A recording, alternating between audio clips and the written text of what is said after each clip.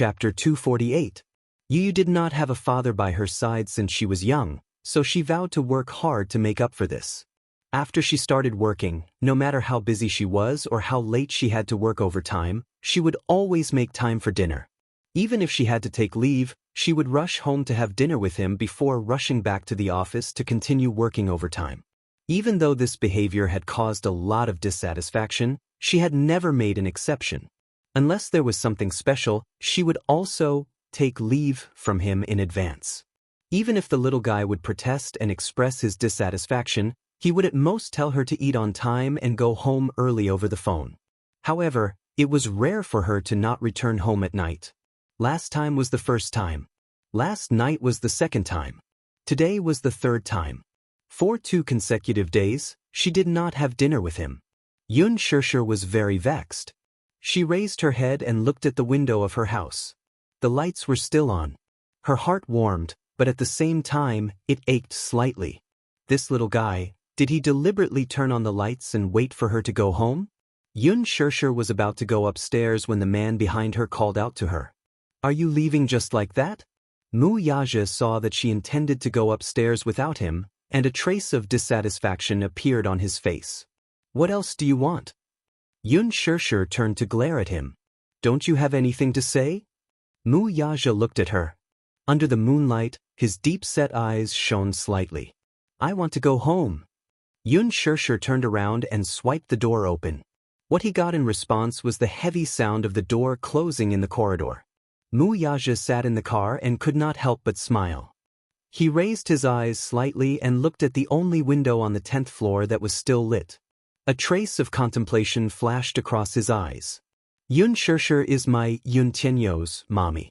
She is the woman I will protect for the rest of my life. I won't allow you to let her suffer any grievances, let alone make her sad." The young yet mature voice of a child echoed in her ears. Immature and mature were 2 contradictory words, but they were perfectly reflected in little Munchkin. What was immature was his voice, his appearance, and his still delicate and thin body. He was clearly only 6 years old, but his face was still childish and his voice was full of childishness. What was mature was her arrogant boldness, her steady tone, and her calm words. He was unable to understand why such a mature soul was hidden in such a petite body. He was so mature that it surprised him. He got out of the car, took out a cigarette box and lit it in his mouth. Accompanied by a glimmer of sparks, the unique smell of cigarettes drifted in the evening breeze. Xianxia opened the door and was welcomed by the warm light from the living room. A smile involuntarily appeared on her face as she walked into the living room and said guiltily, "Mommy is back." There was no response for a long time after she said this. If it were in the past, there would be hurried footsteps from the study. Yu would appear at the entrance with a bright smile on his face. He would jump into her arms and rub his tender little face against her like a spoiled little mommy. Now, it was so quiet that it was almost strange. Asleep? She walked into the study with confusion in her heart. The computer screen and fax machine were on, but the little guy was nowhere to be seen. Chapter 249. Xianxia exclaimed in surprise and walked into the bedroom. She even crept under the bed to take a look. Was he playing hide-and-seek with her to scare her as a punishment for not returning home for 2 days? Alas, he was nowhere to be found. She was suddenly worried. She hurried to the balcony and fearfully held onto the railing as she looked down. Her heart only calmed down when she saw that there was nothing out of the ordinary. Her phone had been smashed, so it was inevitable that she would be worried. She could not find the little lad anywhere. The house was only so big.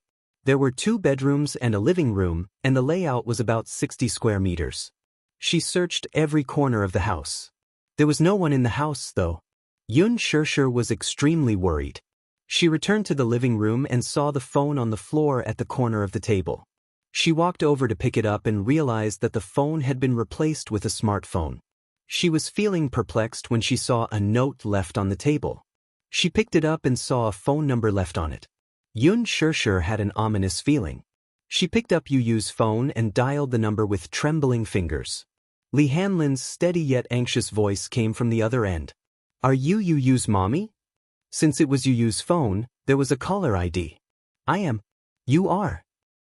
I'm Director Yun Kuff. Li Hanlin paused for a moment before continuing. I'm the principal of this kindergarten, Madam Yun. We've met before. Hello, Principal Li. May I ask, are you? Yun Xianxia did not know what was going on, but she heard Li Hanlin say in a heavy tone, Madam Yun, Yun Tianyu has always been in poor health. Does he have a congenital heart deficiency?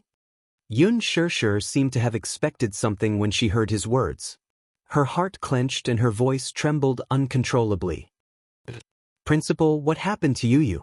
When I got home, I didn't see him at home. There was a note for you on the table. He's in the hospital now.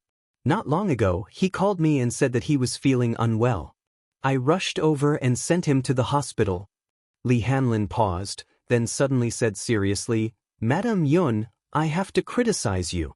As a parent, as a mother, how can you leave your child alone at home? Although Yun Tianyu is usually very obedient and mature, he is still only a 6-year-old child. He is still so young. Can you be at ease leaving him alone at home? Children were naturally ignorant and lacked common sense about safety. This time, it was a relapse, but what about the next time? Many parents left their children at home out of negligence. Their children were playful and accidentally fell off the balcony and got seriously injured. The media leaked that they were poisoned. Were there any lack of such tragedies? You should reflect on yourself. Yun Xianxia was worried sick. When she heard Li Hanlin's reproachful tone, her eyes welled up with tears. She also blamed herself immensely. Yes, Yu was only 6 years old. How could she leave him alone at home? His health was not good to begin with, so she should take good care of him. However, she was so irresponsible. Not only did she leave him at home for a day and a night, but she did not even fulfill the most basic responsibility of a mother when the child was hospitalized because of his illness. What cocktail party? She should not have attended it. What alcohol? She clearly knew her alcohol tolerance, so why did she have to be so stubborn? She should not have drunk. Not to mention a glass, she should not have even taken a sip. Chapter 250. She covered her mouth and asked anxiously with reddened eyes, I'm sorry, Principal. It's all my fault. Where's Yu? Which hospital is he at? I'll be there right away. But I'm at public hospital number 1. Hurry over. Yu's condition isn't looking good. He has respiratory problems and hasn't woken up yet. Anyway, be careful on the road. I'll take good care of him. Before he could finish, Yun Xianxia hurriedly picked up her bag, locked the door, and rushed downstairs. Downstairs, Wuxia was about to start the car when he saw Yun Xianxia rushing out of the car through the rearview mirror. She looked flustered as she ran towards the main entrance. With a strange feeling in his heart, he pressed the horn twice. The car's horn was exceptionally loud and immediately attracted Yun Xianxia's attention. Seeing that it was his car, she rushed over without a care. The moment the car door opened, she said anxiously, Wuxia, send me to public hospital number 1. Why are you going to the hospital? Wuxia asked curiously. Yun Xianxia's shoulders were trembling. She clutched her bag tightly and her face was filled with self-blame and anxiety. She looked so flustered that she looked like she was about to be defeated. Yu is at the hospital. I have to rush over immediately. Right away, right away. Wuxia heard this and furrowed his brows slightly. However, he didn't ask further and leaned over. She thought that he was going to do something and wanted to stop him. However, he merely leaned over and buckled her seatbelt. Don't be afraid. I'm here, he said softly and started the car. He stepped on the accelerator and the car sped out of the main entrance. Yun Xianxia looked at the man's side profile in shock. However, she saw that his handsome face was cold and tense.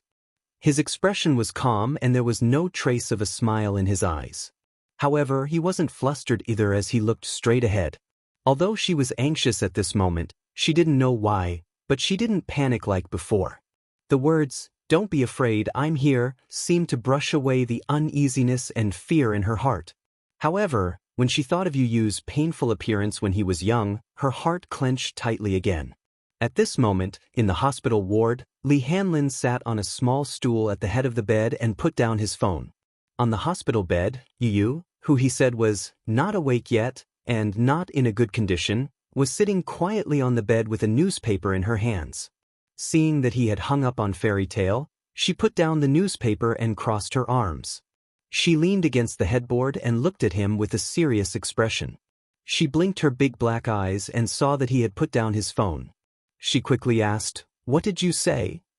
He hung up. "He's probably on his way here." Li Hanlin asked again, "Su Yun, what did I say just now?"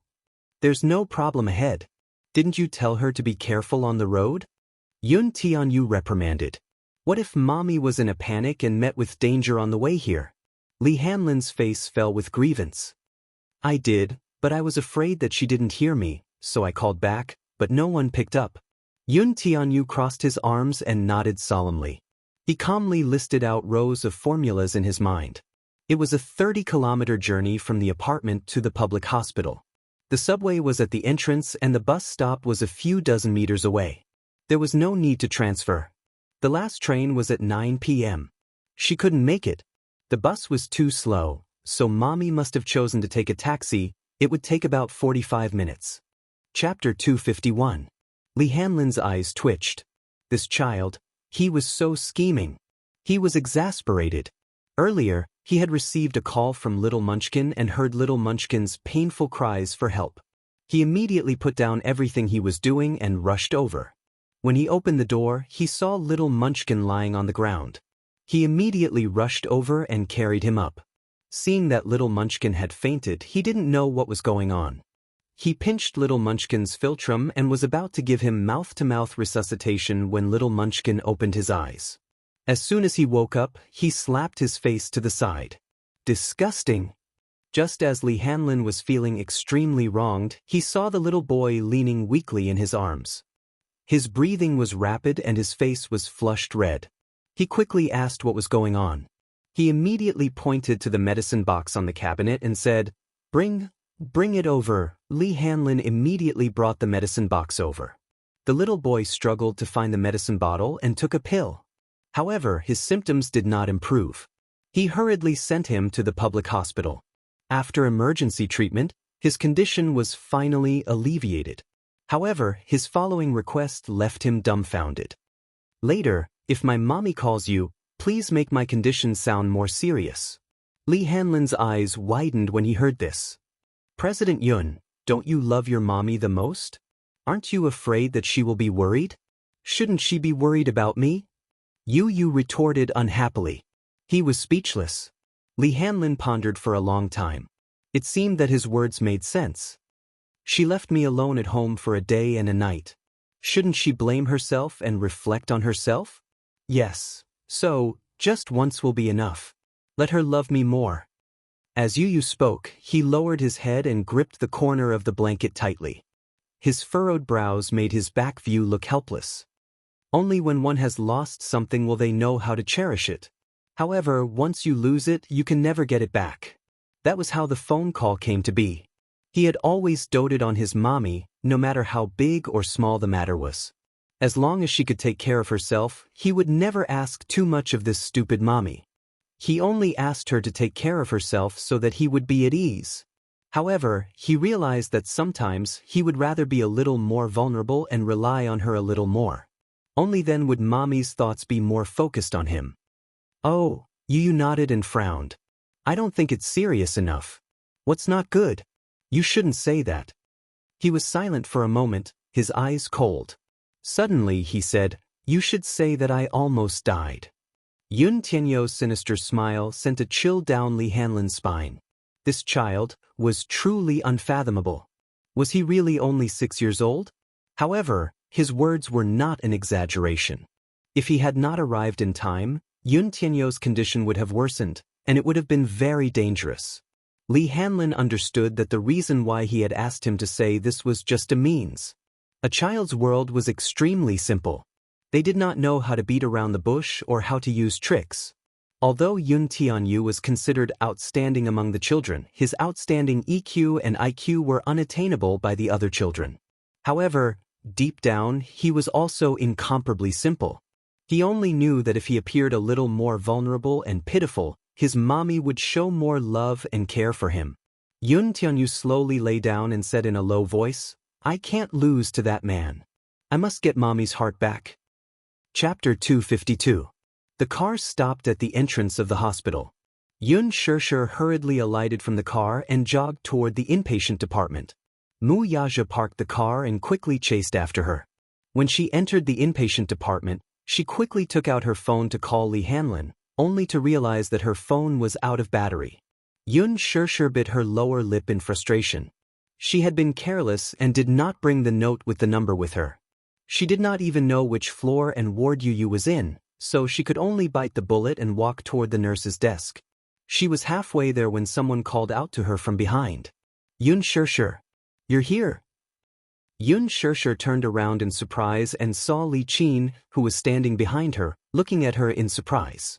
Her face stiffened and she was a little surprised. Why was she here?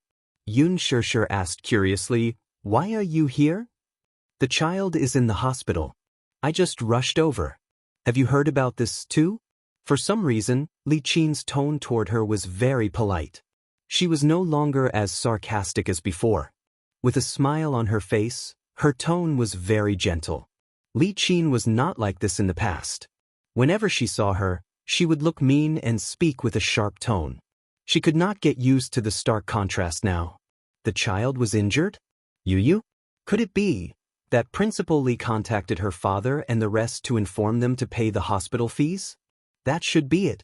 When Yun Tianyu's illness flared up, the principal did not contact her when he sent the child to the hospital. He should have contacted Yun Yeqing immediately. She remembered that, just in case, she had filled in Yun Yeqing's emergency contact number in the school's contact book. Principal Li was not related to her family in any way. When the child was injured, he rushed to the hospital immediately. They were already very grateful. How could they expect him to pay the hospital fees for free? Principal Li must have contacted Yun Yeqing. When he learned that something had happened to Yu, he rushed over and paid the hospital fees for the child. However, Li Qin's attitude made her feel strange. In the past, she had always been annoyed with Yun Tianyu. Why now, did you also just rush over? Yun Xianxia asked. Yes, your dad is here too, but he just went to pay the bill. She didn't have much money on her, but she needed money to treat her child's illness. She could only save whatever money she had on her. If it's not enough, we'll think of another way. As Li Qin spoke, her face was filled with sorrow. She and Yun Yeqing had taken out all the savings they had in the bank, but even then, they only had 10,000 yuan in their bank account. Although someone had already paid for Yun Na's medical bills, the doctor said that the money was not enough for further treatment. He wanted them to pay another 20,000 yuan. But where did he get so much money? When Yun Yeqing found out that she had forced Yun Xianxia to be a surrogate, he flew into a rage and threatened to divorce her. Divorce? How could this be? What would she do if they got divorced? Where's Yun Na? At this critical juncture, Li Qin was terrified. Divorce? How could this be? In her heart, she knew that her husband was down and out. He was a pauper with no money and could not give her a luxurious life. However, if he were to divorce her now, what should she do? She was used to living the life of a rich lady. She did not have to worry about food and clothing and did not have to do household chores. Even when the Yun family was in dire straits, she rarely did any housework. Most of it was done by Yun Xianxia and Yun Yeqing. Chapter 253. Even if they were to get a divorce, it could not be now. Now that Yun Na was in such a predicament, she was still counting on Yun Yeqing to find a way to raise money for her to undergo plastic surgery. It would not be too late to kick him out then, but it could not be now. Besides, she was still counting on Yun Xianxia to bear some of the medical bills for them. Hence, when she saw her, her face was full of flattery. Li Qin also thought that Yun Xianxia had rushed over to visit after hearing about this matter from Yun Tianyu. She only hoped that the latter would be magnanimous and pay for Yun Na's plastic surgery fees. Yun Xianxia, on the other hand, clearly misunderstood. She thought that Li Qin had rushed over to visit Yu out of goodwill and paid for his hospitalization fees. She could not help but sigh inwardly. Sigh. This child is so pitiful. Her voice is hoarse from crying. My heart aches to see her like this. The doctor asked for 20,000 yuan, but your father and I only managed to scrape together less than 10,000 yuan after half a day of hard work. This is a time of worry. Don't worry, I brought the money. Which ward is he in? Yun Shishir asked anxiously when she thought of Yu. You brought the money? That's great. Li Qin immediately pulled her hand and led her into the elevator. When the elevator reached the 8th floor, Li Qin hurriedly led her to ward 5020. Yun Shishir was also anxious, but when she walked into the ward and saw the person lying on the bed with a bandage on her face, her expression froze. It was just that, at this moment, the person was half awake and half asleep. Lying on the bed, there was no reaction. What's going on? She asked immediately. She thought that Li Qin had rushed over because she knew that Yu was sick. Sigh. I don't know what's going on either. It would have been better if she did not mention it, but the moment she asked, Li Qin immediately burst into tears. I received a call early this morning saying that something happened to Nana. Your father and I rushed to the hospital and saw her like this. Your father's heart ached so much that he cried behind my back. Yun Shishir's expression became more and more unsightly. She looked at Yun Na on the hospital bed with a complicated expression. Li Qin was still crying at the side and said, the doctor said that this child's face was cut several times and had to be stitched up with dozens of stitches. It seemed like it was cut by a blade. Some of the wounds were shallow, while others were very deep. There were several slashes. Wasn't this a deliberate attempt to harm others? The doctor said that the child's face was ruined. However, if they could gather enough money, they could go to a beauty clinic for plastic surgery. Perhaps they could recover their looks. Shishir, can you think of something? Yun Shishir was stunned, but her heart turned cold. She thought that Li Qin had some kind intentions. When she was young, she had a high fever and was hospitalized with pneumonia, but Li Qin had never once visited her. How much would she care about Yu when he was sick? Think of something? It's like this. Li Qin pulled her to the side. Her face was polite, and her tone was rare and gentle. Nana's face is disfigured, but the doctor said that if we could gather $500,000, we could get plastic surgery to recover her looks. You know that Nana has always been very vain. When she woke up and found out that she was disfigured, she tried to kill herself. Your father's heart ached and he blamed himself. Can you think of a way to gather $500,000? 500,000? Where do I get $500,000? Yun Shishir interrupted her. Her face turned even colder. Chapter 254. It was no wonder that Li Qin no longer mocked and ridiculed her when she saw her. It turned out that she was hoping that she would raise money for her daughter's plastic surgery. Even though she didn't know what had happened to Yun Na that caused her face to be slashed dozens of times for no reason, didn't she go straight home after leaving the cocktail party yesterday? But so what? Whether or not she was disfigured, whether or not she could be saved, to put it bluntly, even if she died, it had nothing to do with her. Li Qin usually called her a little b*tch, but once she realized that she still had some value, she would stick to her. Was she trying to squeeze every last bit of value out of her? She wouldn't be foolish again. Sure. Li Qin saw that her attitude was cold, and her face turned stiff.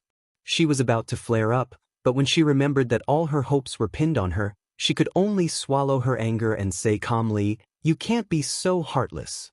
Could it be that you're so heartless as to watch your own sister commit suicide?" What do you mean by that? Yun Shishir smiled mockingly. I didn't cause her to be like this. Are you trying to push the blame to me? That's not what I meant. How can you criticize me like that? Li Qin was also anxious. Moreover, I didn't ask for too much. The doctor said it's 500,000. It's only 500,000. To you, it should be a small amount, right? 500,000? You just said a few words, and I have to give you so much money? Yun Shishir suppressed the anger in her heart. I don't have it. You have it. Li Qin raised her voice. Why don't you have it? A few days ago, I saw you carrying an Armani handbag. That brand easily costs hundreds of thousands, and the more expensive ones are in the millions. You're telling me that you don't have money? Are you really so heartless as to leave her in the lurch? I was. Yun Shishir frowned. When she heard Li Qin mention the gown, She felt gloomy. She wanted to explain, but on second thought, there was no point in saying so much to her. Hence, she rejected her with one sentence. I don't have money. You're so heartless. In any case, you should at least consider your father's kindness in raising you. Now that your sister is in such a miserable state, can't you do some good and think of a way to save her? Li Qin said bitterly. Suddenly, she said, to be able to afford such expensive clothes, you must have a big boss supporting you outside. As soon as he finished speaking, Yun Shirshi's face immediately turned pale. She actually said such unpleasant words with such a relaxed expression. There was more than one bed in this ward. The family members of the other patients were also present. They all looked at her curiously. Li Qin's words were straightforward, but her meaning was shallow. She was simply saying that since she could afford to wear Armani, she must have a sugar daddy outside. But with so many people present, she didn't care at all. For a moment, everyone in the ward, including the patients and their family members, stared at her with colored glasses. From time to time, they would point at her, shake their heads, and sigh. When they saw Yun Shirshir walk into the ward, they were amazed. This girl was really fresh and beautiful. But they didn't expect that such a beautiful girl was actually a kept mistress. As a result, those gazes that were either filled with amazement or admiration turned into contempt and disdain. Chapter 255. Although she never cared about how others looked at her. What she hated was why Li Qin was always so harsh with her words. I didn't. Li Qin scolded. You didn't? Don't try to hide it from me. The neighbors told me that you left in a Bentley that day. Don't tell me that you bought the car yourself. Yun Shirshir was shocked. On the day of the cocktail party, Gu Xingzi did drive a Bentley when he came to pick her up. The Bentley drove into the neighborhood. At that time, all the neighbors saw her get in the car, but they didn't know that she got in the car to attend a cocktail party. They only thought that she had a man outside, and with that kind of dirty identity. Often, outsiders only saw your glamorous appearance. Out of jealousy and envy, they would make malicious speculations about you and point fingers at you. Hence, when this matter reached Li Qin's ears, she really thought that Yun Shirshir had an impressive sugar daddy and believed it without a doubt. But where did she get this sugar daddy from? Where was she going to get this 500,000 yuan? When Li Qin asked for money, it was just a simple matter of words. Did she have to hand over so much money to her? Otherwise, she would be unfilial. Yun Shirshir suddenly felt that she didn't even have the strength to explain. It seemed superfluous, so she just kept quiet. Li Qin saw that she didn't say anything and that she couldn't get anything right.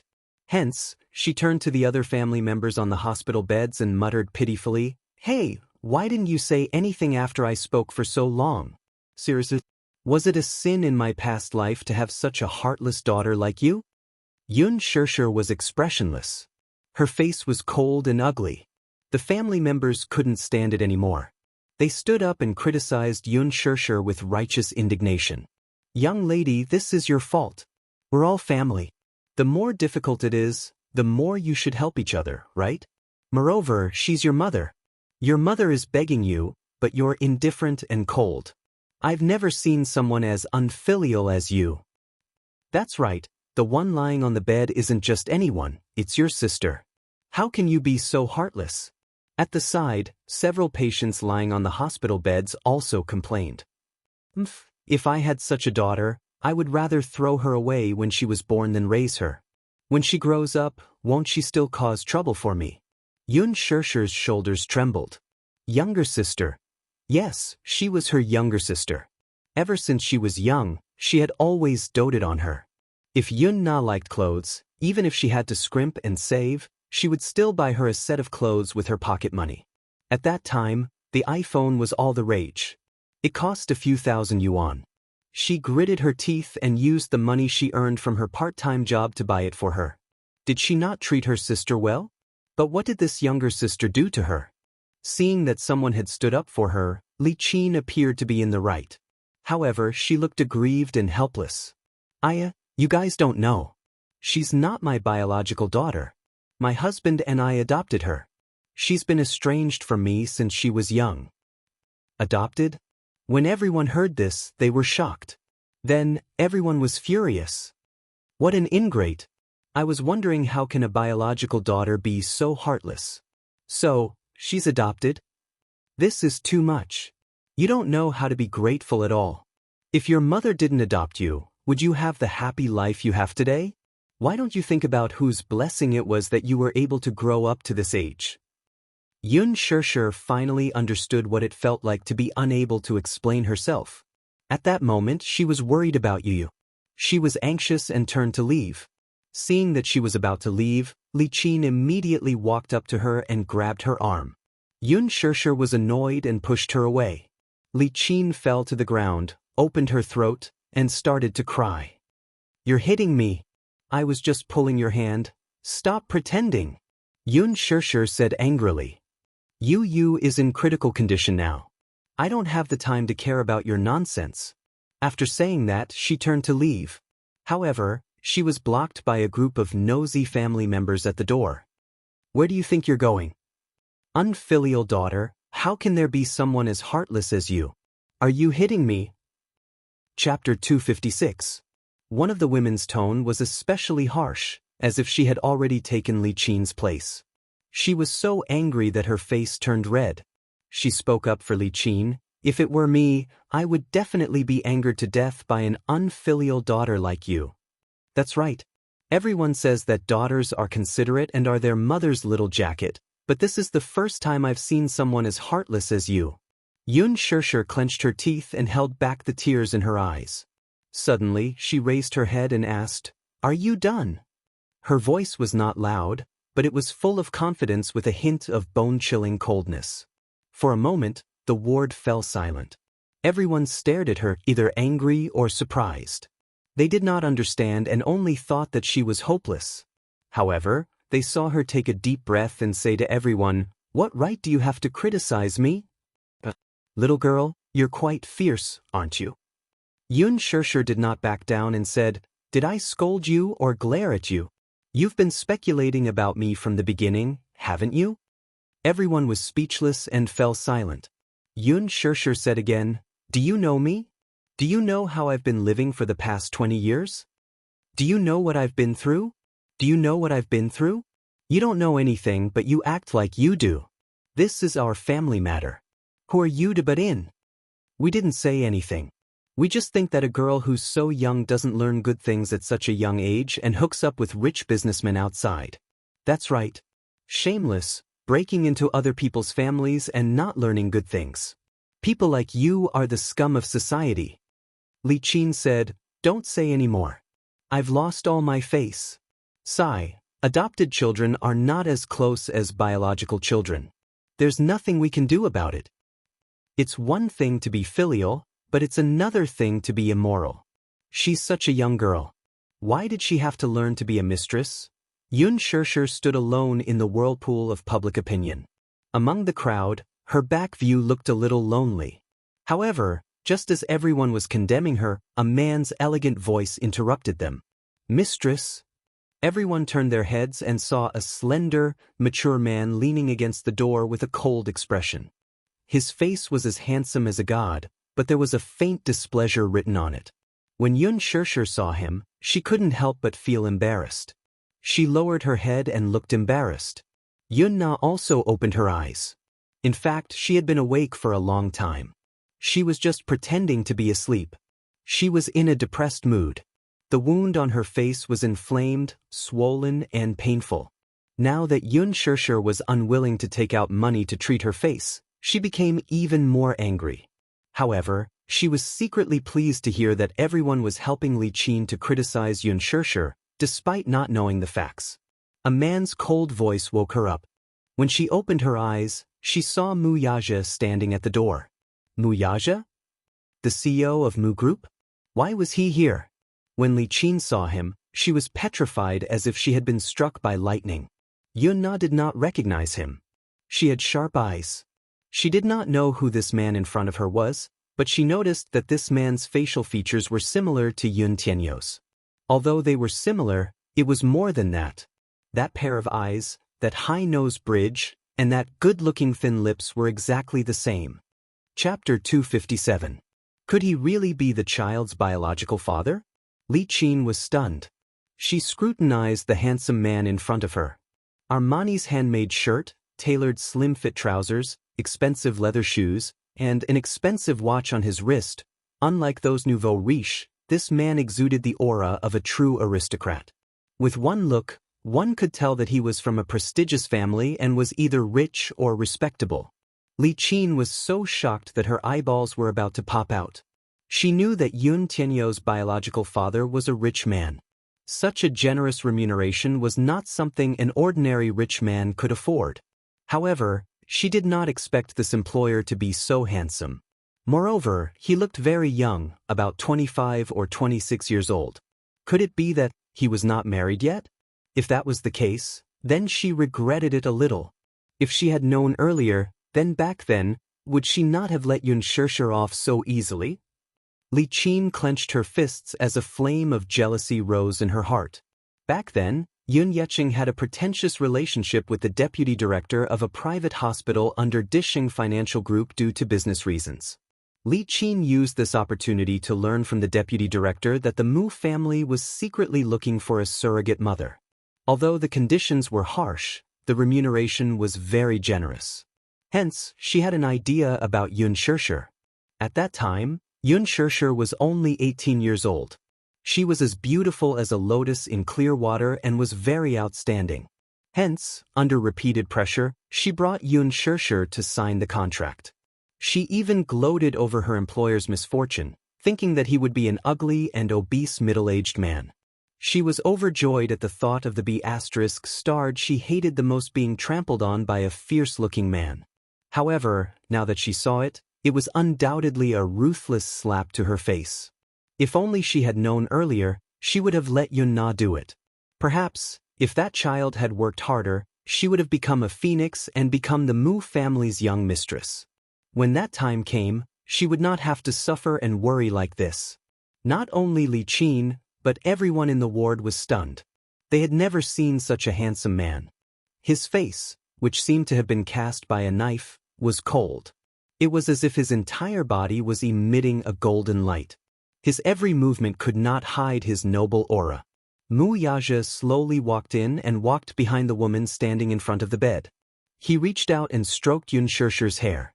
"Why didn't you wait for me?" He lowered his head, and there was a trace of tenderness in his eyes, as if the winter snow would melt. As a result, Yun Xianxia's originally cold heart warmed up a little.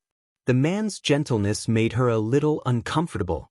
I stopped the car just now, so I'm late." Yun Xianxia said faintly, "It's fine." "Did you suffer when I was not around?" After a pause, Mu Yaja raised his head and his expression darkened. "When I was at the door just now, I think I heard someone call you a mistress." He looked up and scanned the ward with his cold gaze. His gaze landed on the family members of the patients. His gaze was as sharp as a knife, and his voice was as cold as an icicle. "Who said that?" These three words were spoken slowly and carelessly, but between the lines, one could see that they were filled with displeasure. There was a biting cold air around him. It was as if anyone standing beside him would be stabbed by the sharpness of his aura. Chapter 258. Everyone looked at the man in disbelief, then looked at Li Qin. At this moment, they were a little confused. Didn't she say that her daughter had a sugar daddy? Could it be this man? Li Qin was even more shocked. The man's question silenced everyone. Who would dare to admit it? In front of Mu Yaja's powerful aura, everyone lost their earlier righteous indignation and lowered their heads awkwardly to do their own things. "How are you related to Xianxia?" Li Qin finally mustered up her courage to speak. Yun Xianxia frowned in disgust. "Our family?" Why did Li Qin's attitude change so abruptly? "Who is she?" Mu Yaja glanced at Li Qin and lowered his head to ask. Yun Xianxia obviously did not want to bother with Li Qin's unreasonable tantrum. When the man asked, she only replied, "Adoptive mother." Adoptive mother? The woman who forced her to sign the surrogacy agreement 6 years ago? Mu Yaja looked at her coldly. This woman's heart was truly vicious. If it were not for this agreement, what kind of crooked ideas would she have for Yun Xianxia? Damn it. Li Qin was frightened by his cold gaze and took a step back. She was trembling. Why was this man's gaze so scary? It was like a knife, as if he wanted to carve a piece of flesh from her face. What's the matter? Yun Shirshir glanced at Yun Na, who was lying on the hospital bed in a daze, and calmly explained, "My sister met with an accident, and now, she needs a large sum of money for plastic surgery. Otherwise, her face will be ruined. She's asking me for money. I don't have it and I can't pay for it." Mu Yaja asked, "How much does it cost?" Before Yun Shirshir could speak, Li Qin immediately said, 1 million. 1 million. Yun Shirshir's eyes were tinged with embarrassment. Didn't she just tell her that it was 500,000? Why was it 1 million now? 1 million? Didn't you say 500,000? Why is it 1 million now? Yun Shirshir said angrily.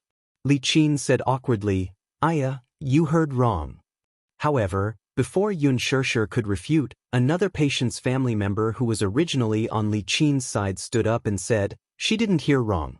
I also heard you say that it was 500,000 yuan. Now you've changed it to 1 million yuan. Big sis, it's better not to be too greedy." Li Qin said angrily, "I don't know which bastard caused my Nana to become like this. Her face is ruined. The doctor said that she needs 1 million yuan to restore her face." As Yun Na's elder sister, Shirshir naturally had the responsibility to bear some responsibility. We're all family. Now that we're in trouble. Obligation? Yun Shirshir clenched her fists. What obligation do I have? Was she a bloodsucker? Was he going to suck her blood to the very last drop? How could he be so greedy? 1 million, I have it. Mu Yaja said calmly behind her. His casual words caused everyone in the ward to widen their eyes in shock. 1 million, he could easily open his mouth. Who was this man? Could it be that he was a billionaire? Li Qin's eyes lit up. She almost blurted out, "That's great. My Nana's face can be saved." Who exactly was this man? How could he be so rich? That's right. The remuneration on the contract alone was a few million yuan. After she gave birth to the child, the employer paid another considerable sum. Chapter 259. Li Qin smiled and asked, "Shirshir, how should I address this gentleman? Why aren't you asking him to sit down?" Mu Yaja watched her every move expressionlessly and did not make a move. He said that he had the money, but he did not say that he would fork out the money. Li Qin felt a little awkward and could only look at Yun Shirshir. "Shirshir, how should I address this gentleman?" "Chairman Mu." On the hospital bed, Yun Na spoke timidly, looking nervous. Li Qin's eyes widened. "Nana, you know him?" "Yes." "Mom, he's the CEO of Dishing Financial Group, Chairman Mu." Li Qin's face turned pale at the mention of this title. Mu Yaja, the CEO of Mu Financial Group? Everyone knew that the Mu family was the wealthiest family in the capital. Oh my God, this man was the CEO of Mu Group. "Ah, Shirshir, why didn't you tell me about such a big matter? When did you and young Master Mu?" Anyone could tell that Li Qin was gnashing her teeth in hatred when she said this, but she still had to maintain a smile. "Then Shirshir, you should pay more attention to your sister's matter. 1 million? That's a lot. I don't have that much." Yun Shirshir rejected without hesitation. Suddenly, she added coldly, "Please get this straight. Even if I had the money, I wouldn't fork it out." Li Qin's face stiffened.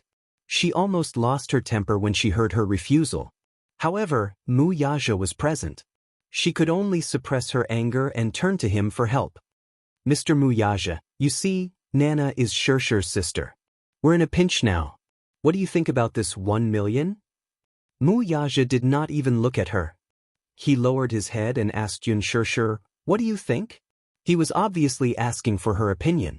There was no doubt about the doting look on his face. It was obvious that as long as Yun Shirshir agreed, this 1 million was just a string of numbers to him. Li Qin looked at Yun Shirshir expectantly, only to hear her say indifferently, "You think of a way yourself. I can't help you." "Why can't you help me?" Li Qin was so anxious that her eyes were red. "Isn't young Master Mu here? How rich is the Mu Group? 1 million is nothing to young Master Mu, isn't it?" Even Mu Yaja couldn't help but frown at his undisguised ambition.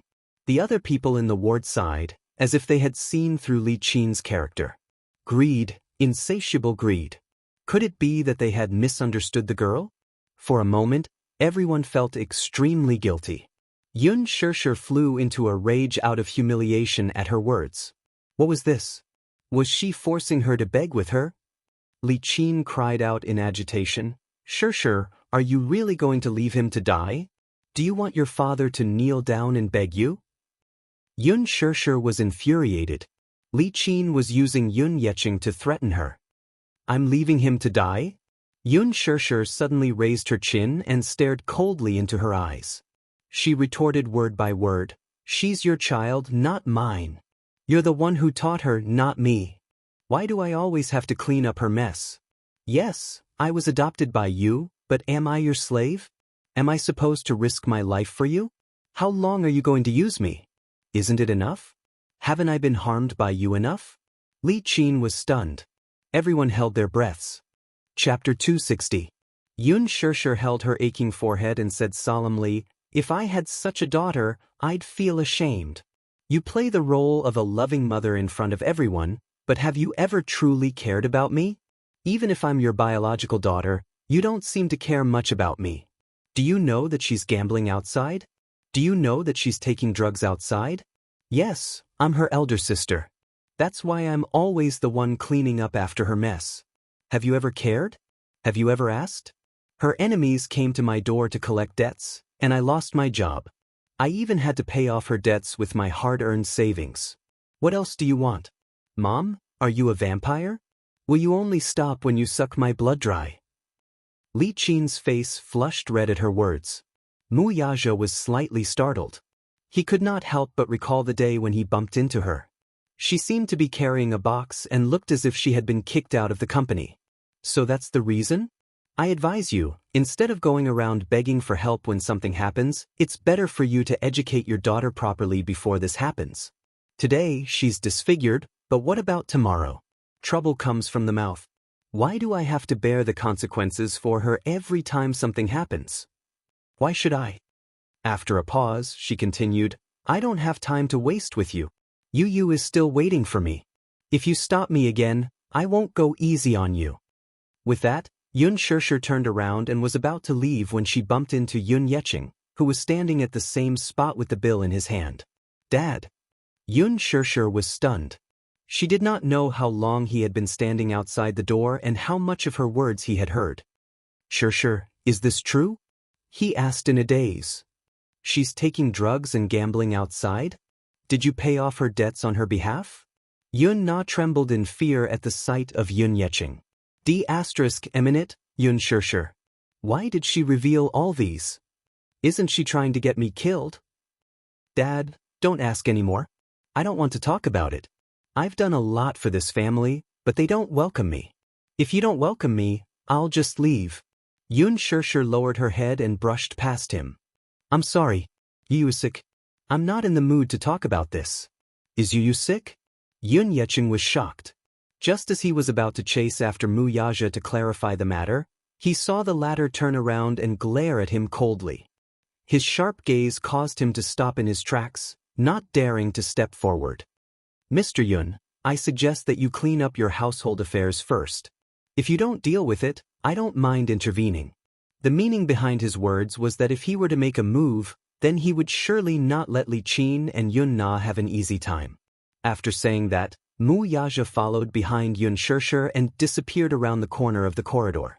Yun Yeqing walked into the ward in a daze. The moment he raised his head and saw Li Qin's uneasy face, his face darkened. Hubby, Pa. What she got in return was a slap that turned into anger out of humiliation. Li Qin covered her face, dumbfounded. She did not expect him to slap her. In her momentary daze, he gave her another slap. This time, he used more force, causing her to fall backward and hit the cabinet. Blood flowed from her head. Yun Yeqing did not care that there were other people in the ward. His anger made him lose his rationality. You disgrace. Don't you think things are messy enough? Are you a beggar? Are you asking for money from others? Why did I marry a wife like you? You're a disgrace to the Yun family. Yun Na was so frightened that she hid in the corner. Chapter 261. Yun Yecheng sat on the stool in a huff. He slammed the bedside table and glared at Yun Na. Let her go. Isn't she shameless? What's the use of caring about her looks when she's already so embarrassed? Not only is she disfigured, she doesn't even want her face and dignity anymore. She can't live like this anymore. He paused for a moment before saying in a pained voice, Li Qin, let's get a divorce. Take our daughter and leave. I can't afford to have a wife like you, nor can I afford to raise a daughter like you. There was an eerie silence in the ward. Everyone was stunned. Yun Na was so frightened that she covered her mouth with tears streaming down her face. Li Qin's face cracked when she heard the word divorce. Yu was lying on the bed reading a newspaper. His hearing had always been sharp. He seemed to have heard hurried footsteps coming from the corridor. He immediately threw the newspaper aside, lay back on the bed, and signaled to Li Hanlin with his eyes. Li Hanlin immediately got the hint. The little lad closed his eyes and pretended to be dead. He got up and walked to the door to open it, only to see Yun Xianxia and Mu Yaja walking toward him. Mu. Li Hanlin's lips twitched. This wasn't how the script was supposed to go. Why was Mu Yaja here? When Yun Xianxia saw him, she quickened her pace and walked to the door of the ward. She looked inside anxiously. The ward was a normal one, but under Li Hanlin's arrangement, there were no other patients. In the spacious ward, Yu lay quietly on the bed next to the wall. His little face was as pale as a sheet of white paper. His lips, in particular, were cracked and dry. His mother's heart ached so much that she felt like tearing it apart when she saw it. Yun Xianxia asked worriedly, Principal, how are you? How is Yu? Li Hanlin pursed his lips and pretended to be worried and reproachful. Why you only here now? I've never seen such an irresponsible mother like you. Yu's condition doesn't look too good. The doctor said that this isn't the first time he's had an attack like this. Yes, it's not the first time I've had a relapse, but it's the first time I've had a relapse in 2 years. Yun Xianxia's heart clenched into a ball, and she couldn't help but tear up. Yu was her Achilles heel. When she thought about how Yu had to go through so much pain at such a young age, she wished she could take her child's place and bear this pain. Li Hanlin nodded, pretending to be serious. If she didn't take good care of her body, the chances of her relapse would only increase. At that time, her condition would worsen and she would have to undergo surgery. But the child is so young. I'm afraid that his body won't be able to take such a big operation. Thank you. Has he not woken up yet? Li Hanlin shook his head regretfully. Although his condition has stabilized, the little guy has not woken up yet. However, you don't have to worry. The doctor said that the condition is under control. It's not a big problem for now. Thank you. Yun Xianxia thanked him and immediately walked towards the bed. Mu Yaja was about to enter the ward, but Li Hanlin stopped him at the right time. The latter looked at him with a displeased expression. His cold gaze seemed to be asking why Li Hanlin stopped him. Li Hanlin was shocked by his sharp gaze, but he immediately said, You can't go in. Mu Yaja frowned slightly. He raised his hand and swatted Li Hanlin's arm away. Then he slowly walked into the ward. Li Hanlin, who was standing at the door, was obviously shocked. Chapter 262. Yun Xianxia sat on the edge of the bed anxiously. She looked at little Munchkin's pale face and gritted her teeth. Her heart felt like it was being stabbed by a knife. She reached out and caressed Yu's face, but all she felt was coldness. Yun Xianxia frowned, her heart throbbing in pain. It was so cold as if there was no warmth at all. Tears flowed out of her eyes uncontrollably.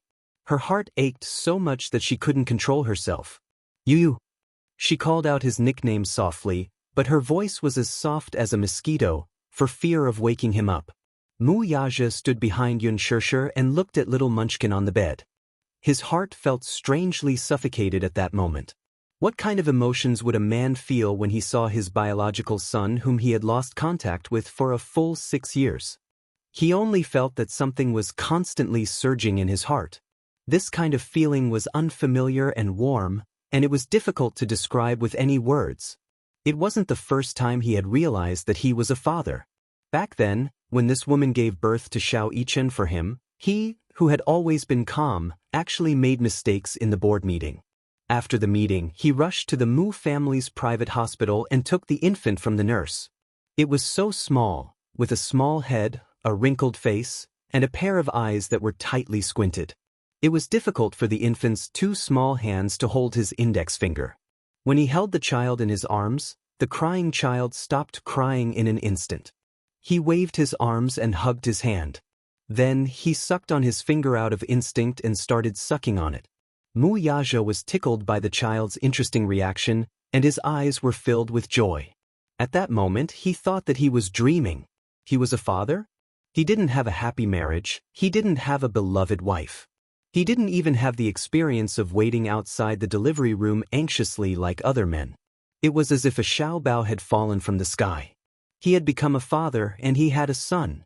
At that time, he swore to give this child a warm family. Even if this family didn't have a mother, he would be a good father.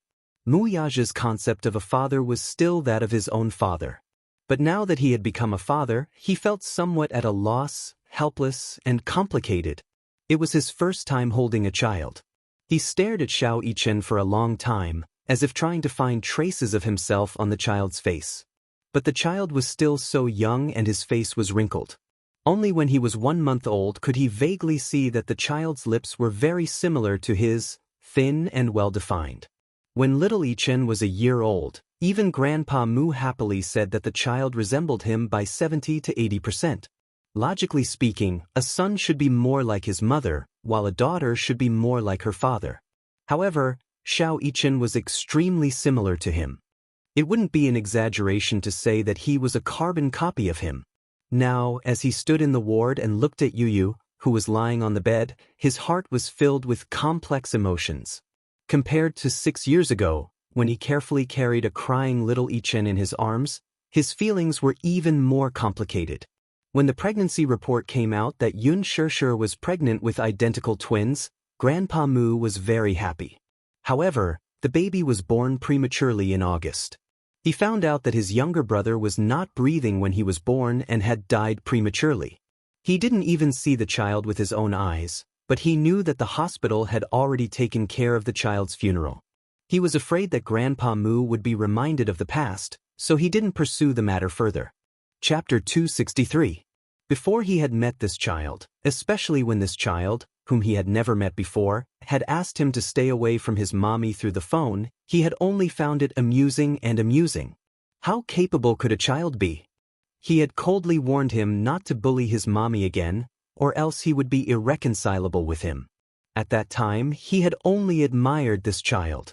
He was arrogant, courageous, and had inherited his bloodline of decisiveness. Even his tone was 100% similar to his. However, when he saw this child with his own eyes, his heart ached. This child and Xiao Yichen were twins. He could not help but sigh at the divine and miraculous nature of the Creator. Unlike other twins, this child's facial features and face were exactly the same. If the two of them wore the same clothes and stood next to each other without any expression, he would not even be able to tell who was who. However, upon closer inspection, there were some subtle differences. Xiao Yichen's eyes were more like his. They were deep and ethereal, with long and narrow eyes.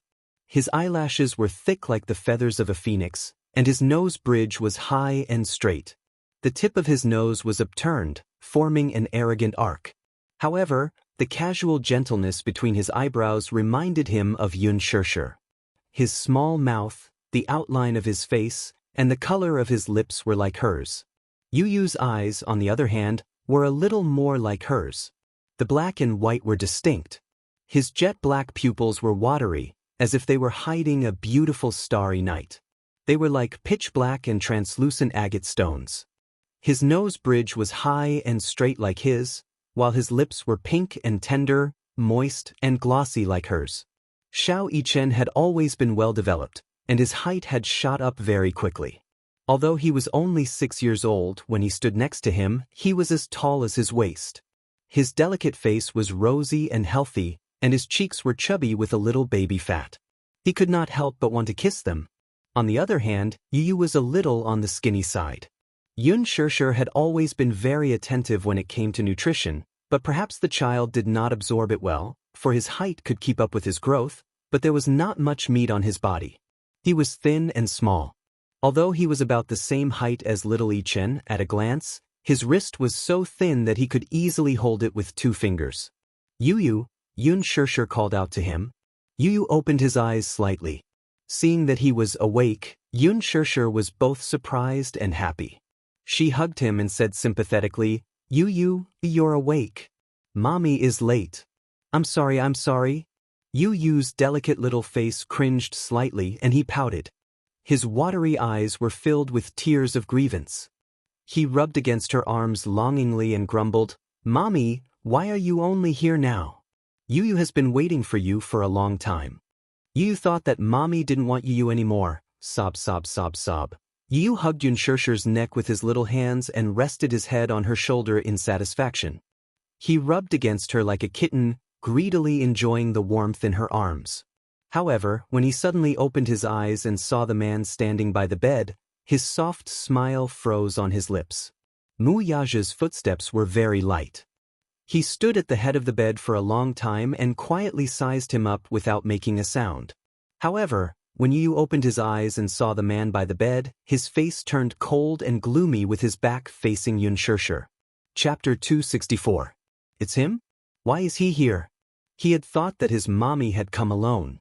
Why did she bring this man along? Yu's expression tensed up. His thin lips formed a stiff line as he felt displeased. This was the first time Yun Tianyu looked at this man up close. The first time he saw his biological father was in a financial magazine. Initially, he thought that the photo had been edited. Otherwise, how could there be such a perfect man in this world? He was handsome, mature, and had an extraordinary temperament. Especially that cold and resolute face. Even though it was a cold photo, people couldn't help but be intimidated by it. The last time he saw him was at a gala. He clearly saw this man's handsome features and tall figure. It turned out that this perfect man existed in reality, too. At this moment, the father and son were facing each other. He looked at the little lad, and the latter sized him up with an appraising gaze. His eyes gradually filled with disbelief. He was an outstanding man. He was also a domineering man. He should be like him, a very possessive man. An extremely powerful aura emanated from his body. Wherever he went, the aura emanating from his body would spread to every corner. This was his biological father. When he was young, he did not have a father. When he saw other children with fathers, he was envious and confused. Why was it that when other children were a family of 3, their left hand holding mommies and right hand holding daddies, his right hand was empty? He often saw other children sitting on their father's shoulders. Every time he saw this scene, he was envious. His father was such a tall figure. It was as if, with him by his side, he had nothing to fear in this world. If there was a man of indomitable spirit in the family, he and mommy would not be looked down upon by others, much less be bullied, right? However, as he grew older, he began to resent his father's image. Why did daddy not want him and mommy anymore? He had asked his mommy a few times, but she had always evaded the question and had never given him a proper answer. Gradually, he became indifferent to the concept of a father. If there was no man, he would become a man. He would protect his mommy at all costs and by hook or by crook. Perhaps, in Li Hanlin's eyes, Yun Tianyu's maturity was not something an ordinary child could compare to. What he did not know was that Yu was only arming himself with his weak side and carefully hiding it. In front of Yun Xianxia, he was a sensible, well-behaved, and extremely obedient boy. In front of Li Hanlin, he was black-bellied, steady, and extraordinarily charismatic.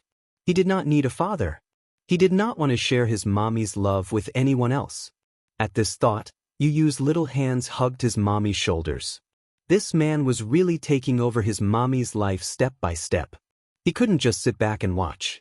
Mommy, why haven't you come home for 2 days? There's only Yu at home. Yu is so scared. Yun Tianyu rested his small face on his mother's shoulder. His small lips opened and closed as he cried out in a trembling voice. His childish voice was hoarse and choked with sobs, making anyone who heard it feel heartache. Chapter 265. Yun Shirshir was hugging Yun Tianyu, so she could not see the expression on his face. However, when she heard the little lad's tearful complaints, her heart broke. Sorry. You mommy is wrong. Mommy won't leave you alone at home anymore. It's mommy's fault this time. You can punish mommy however you want. Mu Yaja stood by the bed with furrowed brows. This little lad was young, but he was quite scheming. He even knew how to make use of his mommy's guilt toward him. Although he spoke coquettishly, he glared at him coldly. He could not help but marvel at his superb acting skills. Yun Tianyu raised a brow and threw a cold glance at Mu Yaja. He then softly said to Yun Shirshir, "Stupid mommy, how can you bear to punish mommy? Mommy must have had something on last night, so she couldn't come back. Yu doesn't blame mommy, but don't leave you alone next time. Yu is really scared." With that, his lips curled up slightly as if he was showing off to the man. He then coquettishly said, "Mommy, if I must punish you, then I'll punish you by making you accompany you to bed every night and telling you stories. But pinky promise, you can't go back on your words."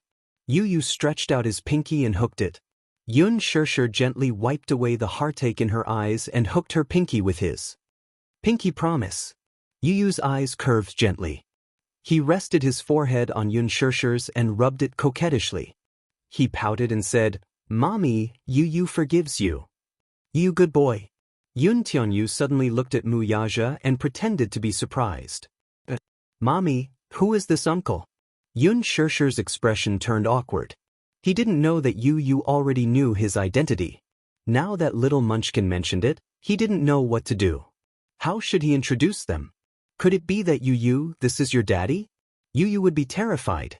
For 6 years, he had never mentioned anything about his biological father in front of the child.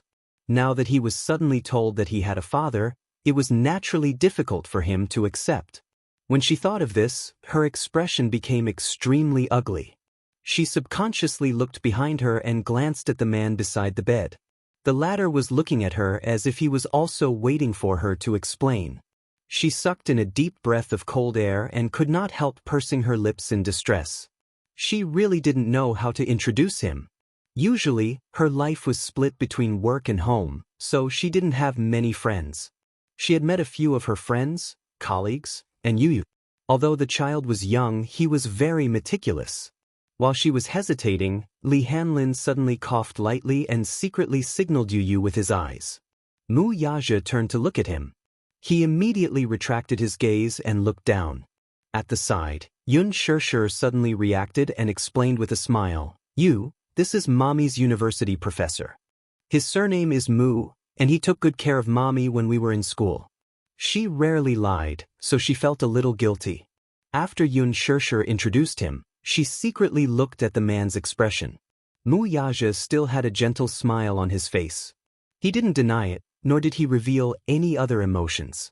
However, when he looked at her from the corner of his eyes, there was a hidden meaning in them that she couldn't fathom. Li Hanlin snickered at the side. Chapter 266.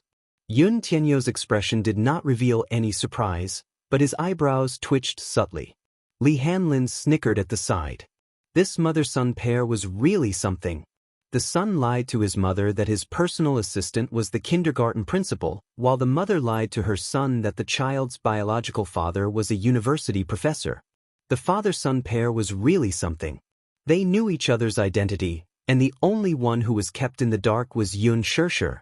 Yun Shirshir would never have guessed that the little rascal would be unaware of Mu Yaja's identity. Did she really think that Yun Tianyu was a 6-year-old child? Li Hanlin's lips twitched at the thought of this. All right. Yun Tianyu was indeed a 6-year-old child. Yun Tianyu chuckled and greeted him gently, "So, you're Mommy's university professor. You look really young though. About 27 or 28. There was a gentle smile on her face, but her eyes were fixed on the man, and there was a faint taste of gnashing teeth. Mu Yaja chuckled. The little lad's eyes were really sharp. He could tell his age at a glance. Thus, he stretched out his slender hand and held the little fellow's little hand. The man's hand was broad and warm, fair and smooth, and his fingers were long and slender. The little lad's hand, however, was slightly cold. Although it was chubby, it was slightly pale. Due to Yun Shirshi's presence, Yun Tianyu could not shake off his hand. He could only put on a fake smile, feeling extremely awkward inside. Mu Yaja smiled and held his hand. He said lightly, "Little Yu, you can call me Uncle Mu." His voice was mellow and charming. Like aged wine, it was easy to get intoxicated. Yun Shirshir was a little surprised. She did not expect this man to go along with her lie. His expression was so natural, as if he were really her university professor. Yun Tianyu smiled unnaturally. "Uncle Mu, you must be very busy. Thank you so much for coming to see me so late. Mommy was taken care of by you in university. I must have caused you a lot of trouble, right?" Mu Yaja raised his eyes and looked deeply at Yun Shirshir. He chuckled and said, "No. Your mommy is usually very obedient." For some reason, when he said this, there was a deeper meaning behind it. Yun Shirshir turned her face away unnaturally, and the corners of her lips were a little stiff. Just as they were exchanging pleasantries, someone knocked on the door respectfully. Shortly after, a man in a suit led a few of Yun Tianyu's attending doctors in. Yun Shirshir was a little surprised. She recognized this man. This man in a suit was the director of this hospital, Meng Qingyang. But why was he here? While he was in doubt, he saw Meng Qingyang walk to Mu Yaja's side with a respectful and warm smile. He had just received news that the young master of the Mu family, the young CEO of the Mu Group, had appeared in his hospital. He had rushed over immediately. Although he did not know why he was suddenly here, this was a big deal. One must know that even if the sky were to collapse, this distinguished person must not be neglected. Of course, he must be treated well. One must know that in the future he still had to rely on this big shot. Chapter 267. Meng Qingyang was dumbfounded by his words. "Student? Father?" Meng Qingyang glanced at Yun Shirshir, who was standing at the side with a stupefied expression. He pondered for a moment, and although he did not quite understand what was going on, he knew how to judge the situation. Thus, he cooperated and said, "Hello, Mr. Mu." As he spoke, he sized up the beautiful woman standing at the side. For a moment, he could not figure out her identity. She looked quite obedient. Judging from her attire, she did not look like a student, but her appearance was still young and her face was unbelievably beautiful. As he thought of this, he hummed politely in agreement with his remark. "Is this Mr. Mu's student? One look and I can tell that she's a talented woman." Yun Shirshir exchanged pleasantries with an embarrassed look on her face. The corner of Li Hanlin's mouth twitched. Everyone in the room, be it old or young, male or female, was acting. Were they all good at acting? Mu Yaja surveyed the ward. Narrowing his eyes, he slowly said, "This ward seems a little shabby. It's not suitable for the patient to recuperate." As soon as his cold voice fell, Meng Qingyang broke out in a cold sweat. He smiled apologetically and nodded his head repeatedly. He then turned to reprimand the attending doctor. Indeed, this ward was too shabby, but it could not be helped. Li Hanlin originally wanted to arrange a VIP ward for Yun Tianyu, but the latter was worried that his mother would be suspicious, so he arranged for the most ordinary ward. Thus, Li Hanlin paid for the ordinary ward. Meng Qingyang broke out in a cold sweat, and so did the attending doctor beside him. Before this, how could he have expected that the patient in this ward would be related to such a big shot? If he had known earlier, not to mention the ICU ward, even the only VIP ward in the inpatient department would be vacated for him. "Yes, I'll change this child's ward to the VIP ward right away." Yun Shirshir stared at them with her mouth agape. In her memory, this attending doctor was quite unreasonable and treated people coldly. In short, she did not have a good impression of him.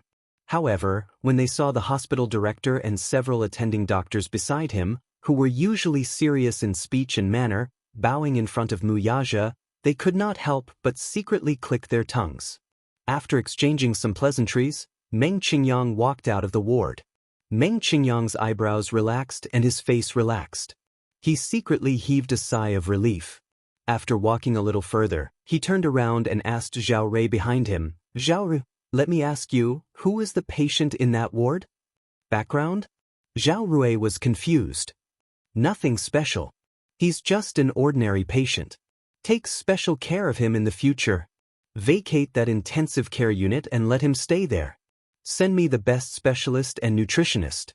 There can't be the slightest bit of negligence. Then, he instructed meticulously, if the patient has any requests, as long as they are not too demanding, try your best to satisfy them. But Zhao Rui was puzzled.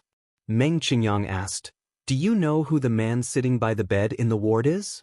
Zhao Rui shook his head in confusion. Anyway, he has a big background. Not to mention you, even I have to look at his face for a living. Chapter 268. Just thinking about it scared him. Anyway, Meng Qingyang left with a peace of mind after giving him detailed instructions. Zhao Rui did not know the inside story, but as a doctor, his duty was to take care of people's problems.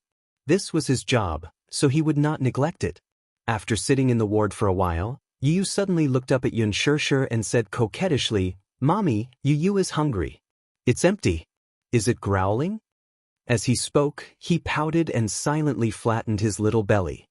His pair of innocent eyes blinked at her, looking very aggrieved.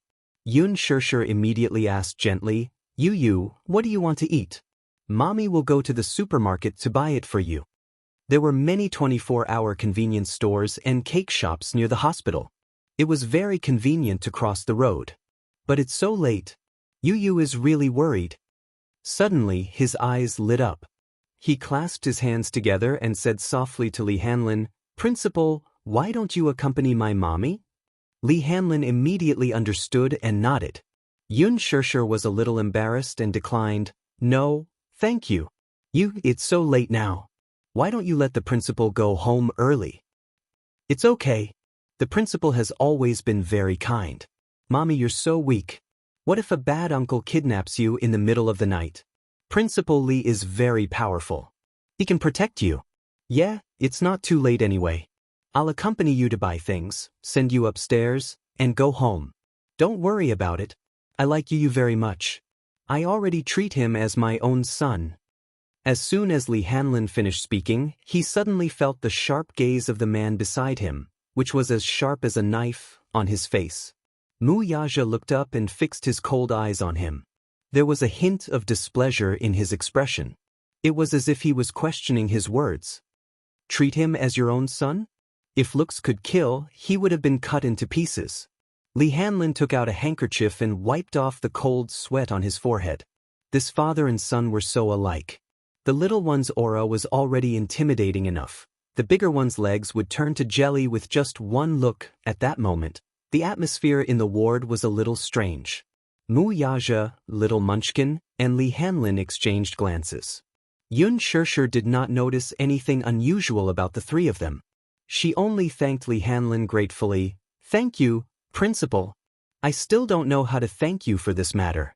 It's so late, let me treat you to a cup of coffee.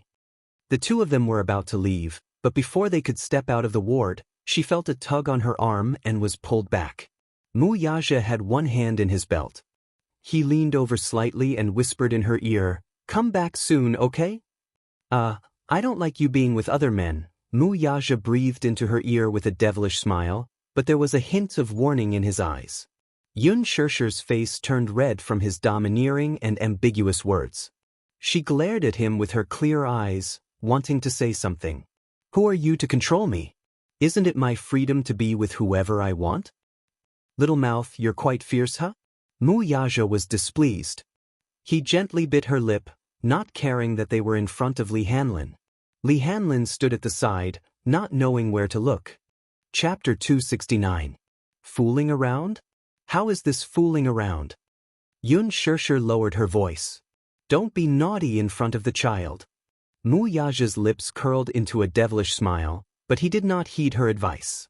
As if deliberately going against her, he kissed her on the lips again. Li Hanlin was caught off guard by the public display of affection.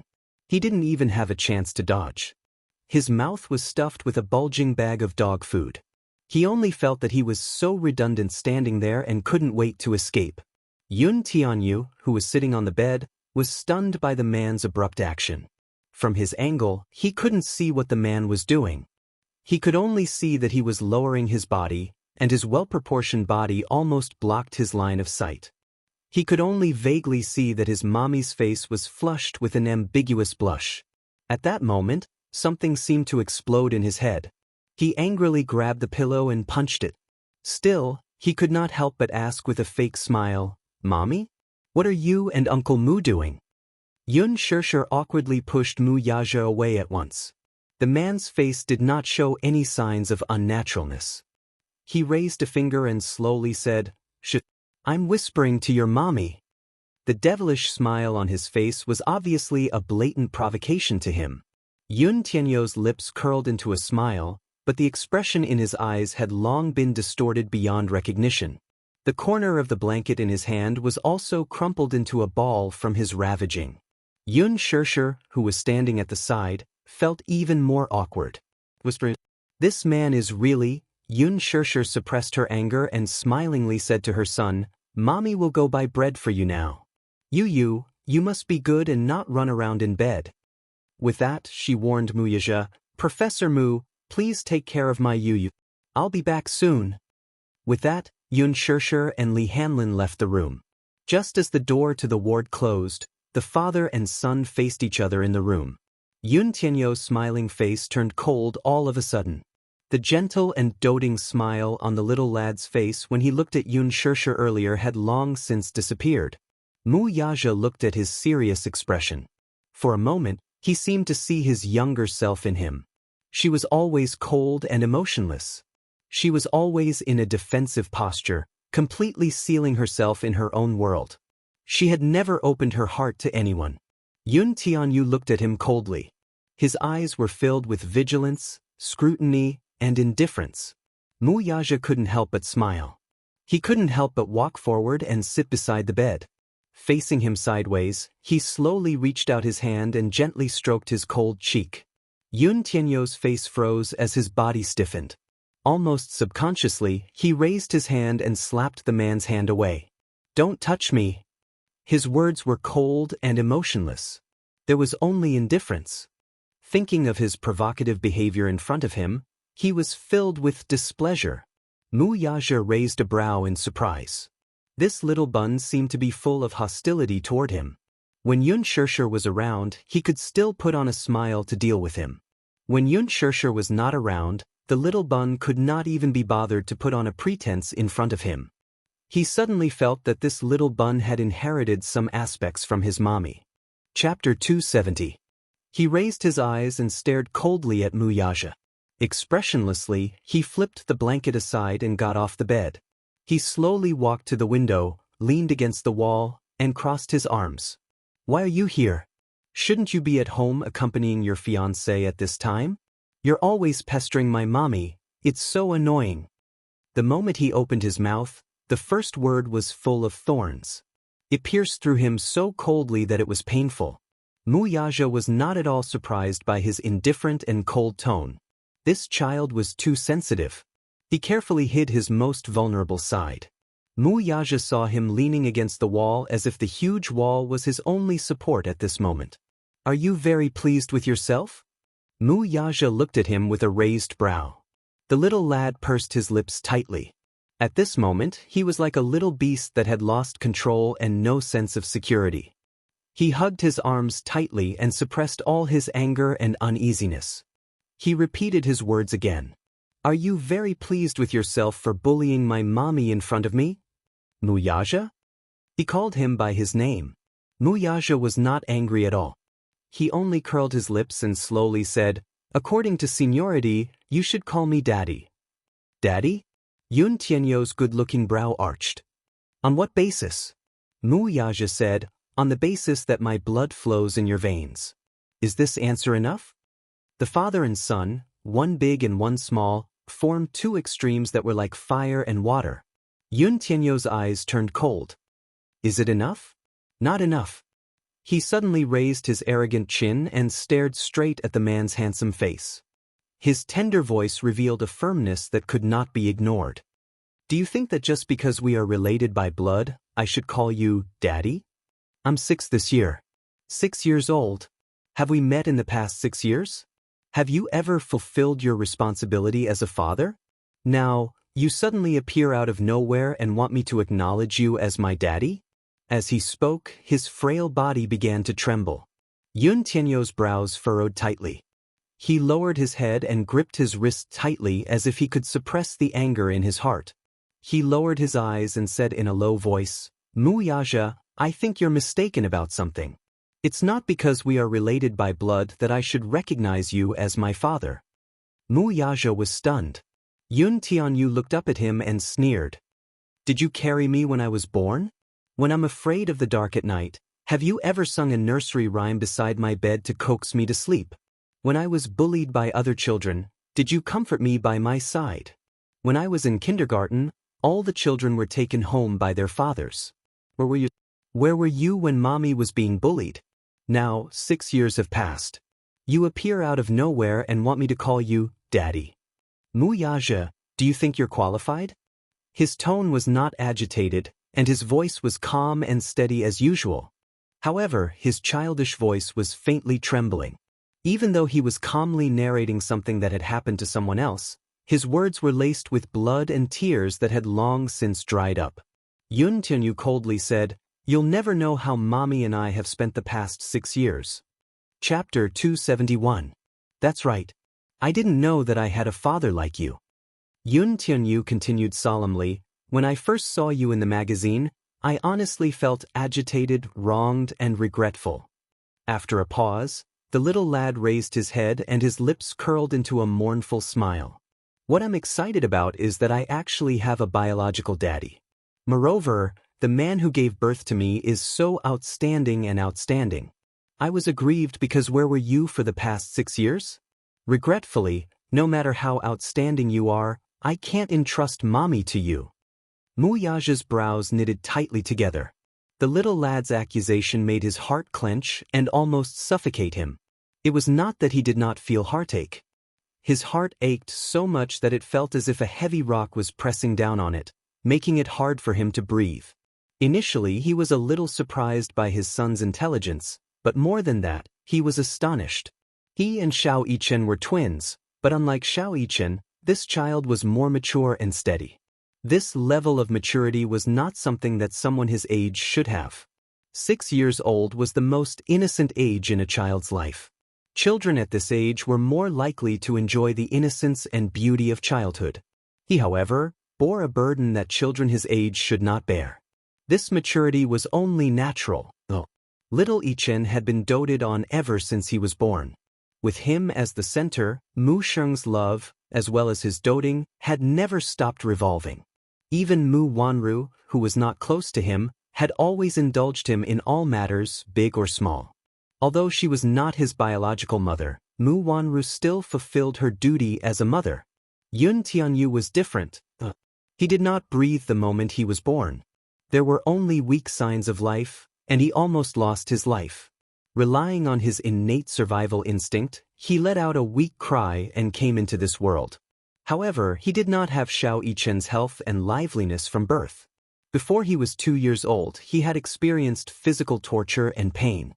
Gradually, he realized that his body was not as healthy as other children. He also realized that he was different from other children. When he returned home, he was already used to Li Qin and Yun Na's sarcasm, ostracism, and unbearable humiliation. His childhood without a father was accompanied by bullying and humiliation, but he was never willing to mention it to Yun Xianxia. Because of this, his mature personality was formed.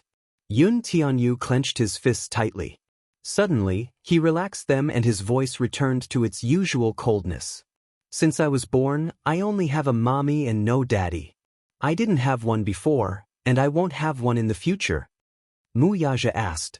Biting his lower lip hard, he coldly spat out, That's because I don't need it. His voice fell, but there was a long silence. Until he spoke again. I like you very much. Yun Tianyu, his body stiffened, his shoulders trembled. He asked gently, Don't you like me? She carefully probed him, trying to find out his true intentions. Yun suddenly, I like you a lot. These 5 words seemed to have some irresistible magic. In an instant, his uneasy heart calmed down, and his face flushed with shyness. Chapter 272. I don't need you to like me. It's enough that mommy likes me. This child was actually a little arrogant.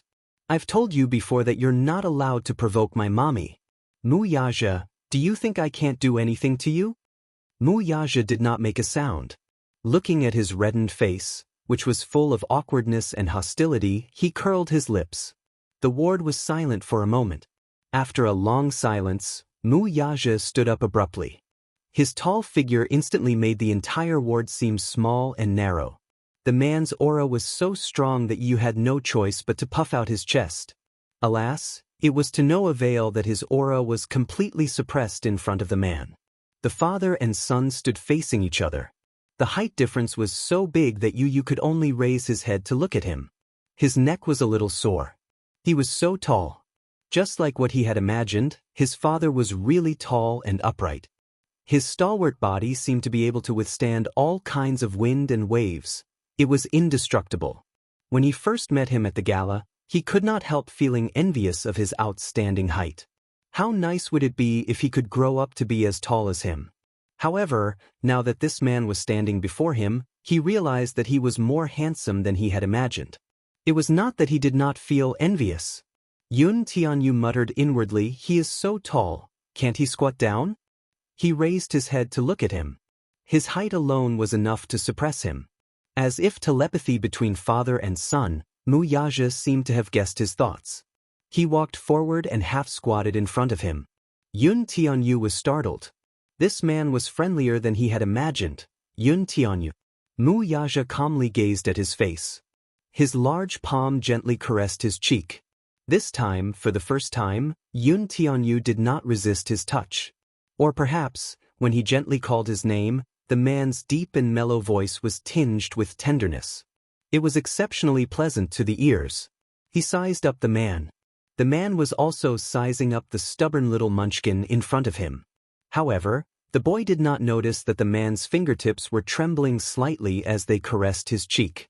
Little Munchkin's handsome and adorable face, his skin was soft and supple, and his pair of dark and watery eyes seemed to be hiding the beautiful moonlight. 6 years ago, he had thought that the child had unfortunately died. However, when the child stood in front of him in perfect condition, the man who had always been calm and steady lost control. Do you know who I am? I know. Yun Tianyu, too, calmly looked into Wuxia's eyes and slowly said, Dishing Financial Group. So, Wuxia. You're so smart. Wuxia gently pinched his son's cheeks, his eyes full of undisguised affection. That's nonsense. Yun Tianyu retorted bluntly. Wuxia said, You're a little different from what I imagined. What's the difference? Yi was a little curious. The man frowned slightly and casually said, You're a little devil and a mommy's boy. Yun Tianyu raised a brow unhappily. I'm a mommy's boy. What's wrong with that? Is there anything wrong with being a mommy's boy?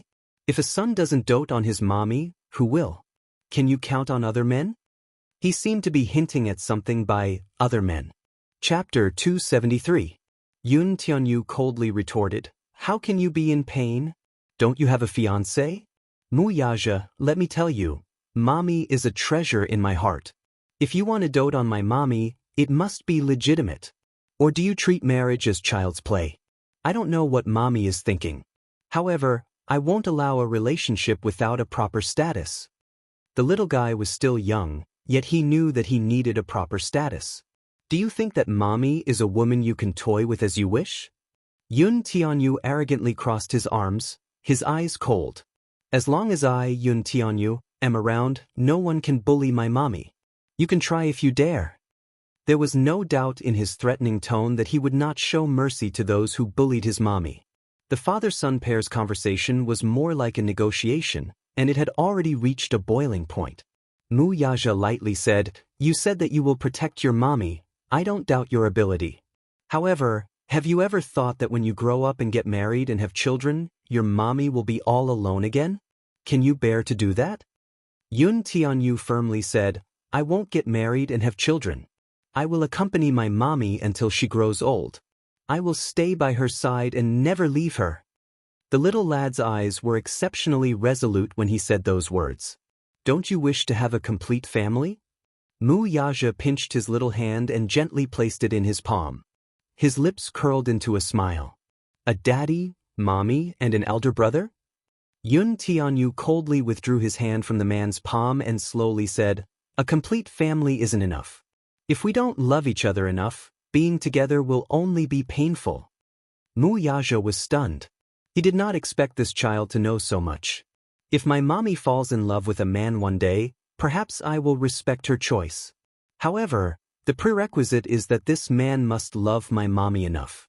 Although I can't interfere in matters of the heart, it doesn't mean that I can sit back and do nothing. I won't let anyone hurt her. Yu suddenly looked at him and took a step closer to him.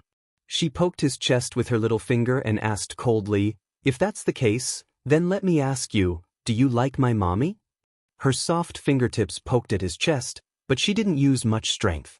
Mu Yaja suddenly fell silent.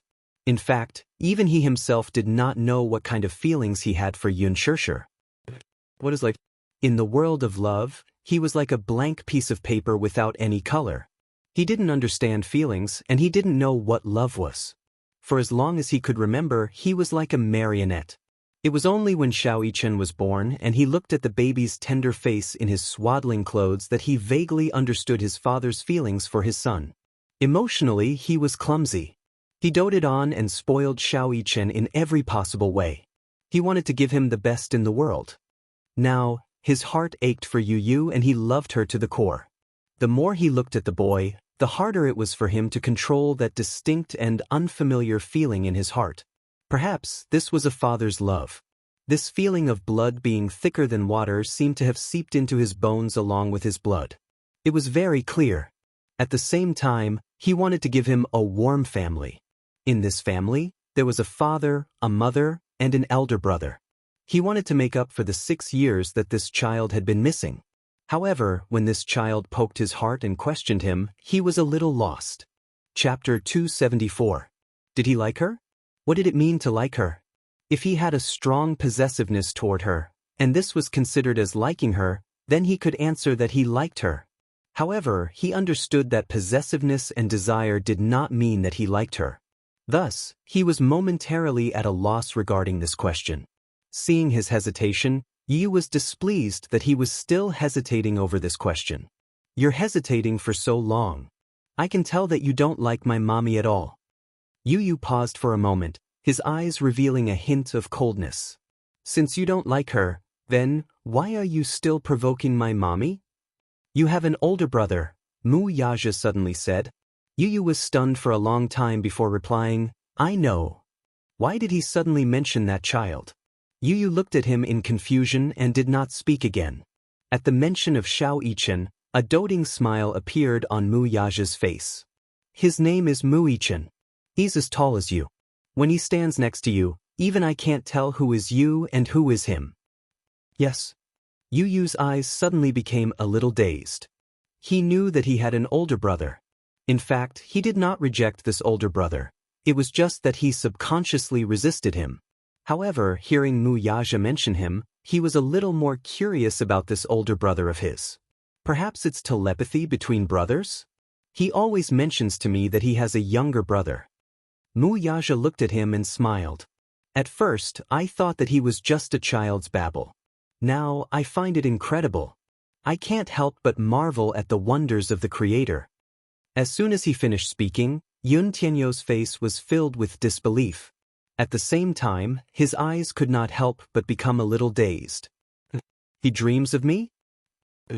Mu Yaja said lightly, I want to give him and you a complete family. Yu, are you willing? His thin lips opened and closed as he gently called out her nickname. In an instant, it was as if there was some strange emotion piercing her heart.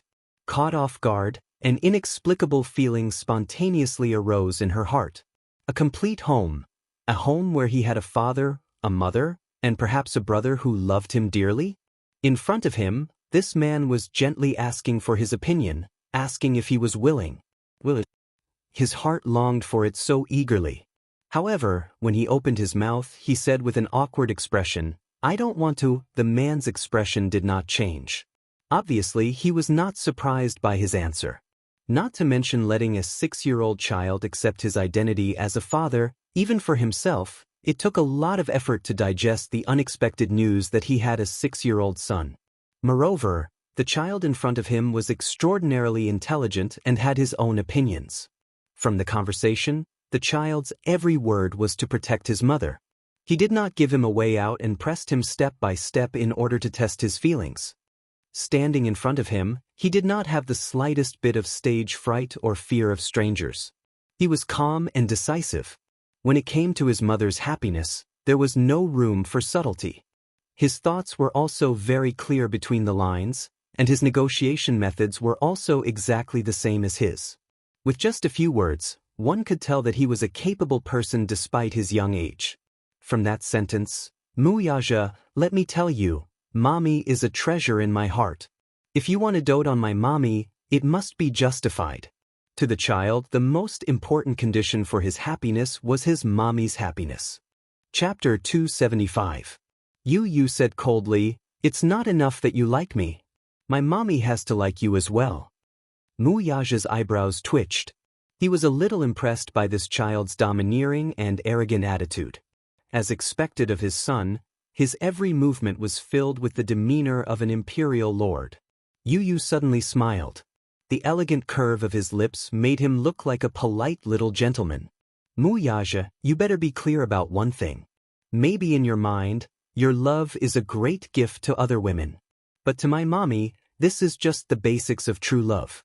My mommy is beautiful, gentle, and considerate. Moreover, she has me, her son, to dote on her. If you want to be with my mommy, both of you must like each other. Do you understand? So you're saying that I still have a chance? Wuxia asked. Yu glanced at him from the corner of his eyes and snorted. Yes, it depends on your performance. Then now. Wuxia suddenly opened his palms and looked at his delicate and beautiful face gently. He asked softly, can I hug you? His gentle and mellow male voice was filled with the love of a loving father. Yu's heart suddenly stopped. His watery eyes widened slightly and his heartbeat slowed down. Seeing that he was hesitating, Wuxia nodded and waited for his response. Yu hesitantly stuck out the tip of his small tongue and moistened his dry lips. He looked at Wuxia's broad and warm chest with a faint desire in his eyes. No child could resist their father's warm hug. Little Yu was the same. His eyes suddenly felt a little sour and astringent. In his heart, he was a little excited and yearning. When he was young, after kindergarten, he would see children his age running into their father's arms and being hugged by those strong arms. Those images always hurt his eyes. Mommy's hug was soft, but Mommy was too weak. When she hugged him, it was always a little uncomfortable. If he could be hugged by Daddy, it would be very blissful. Strong arms, warm chest, and strong heartbeat. Sitting on his shoulders, he felt as if he could touch the sky if he reached out. That feeling must be very blissful, right? With a little yearning, Yu could not help but reach out his hand. It was as if his entire body was enchanted with some kind of irresistible magic, and he yearned for his chest. Wuxia's eyes were warm as he held onto his little hand. Yu was Yu's hands. His hands were small hands. Hands should be soft and tender. Although her small hands were small, her 5 fingers were slender and smooth. Her fingernails were clean, and her joints were distinct. They were very beautiful, just like his hands. They were soft in his hands. With a gentle squeeze, he easily wrapped his hands in his palms. Wuxia realized that he liked this son of his very much. He was smart, sensible, considerate, and overly mature. One could not help but feel tender affection for him. Yu suddenly shrank back. His expression was a little awkward. Looking at him, his cheeks were red and a little hot. As if he was afraid that the man would misunderstand, he immediately emphasized his position. I'm letting you hug me because of Mommy. Wuxia paused for a moment and smiled. Chapter 276. But even if I let you hug me, it doesn't mean that I approve of you. It still depends on your performance. Although little Munchkin said no, his face was getting redder and redder. He was obviously a little shy. He looked awkward, but deep down he was yearning for this hug. Mu Yaja could tell that he was feeling awkward, but he pretended not to know.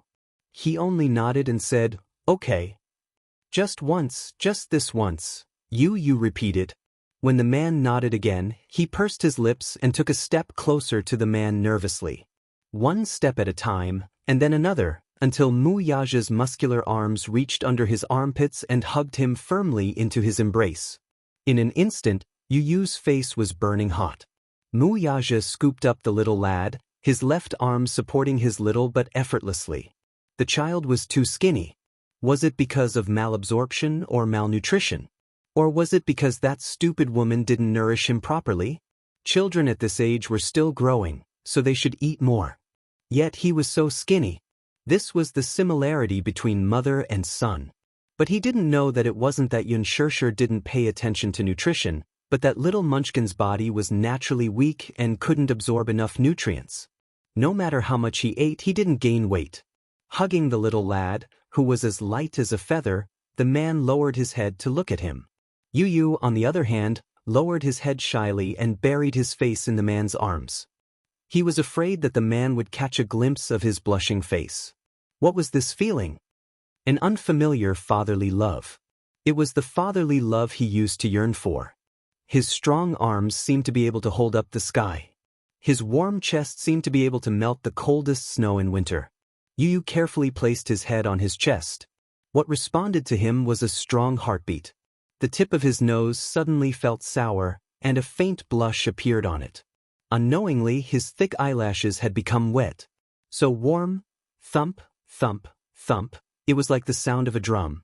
Somehow, listening to the strong heartbeat, he felt an inexplicable sense of security.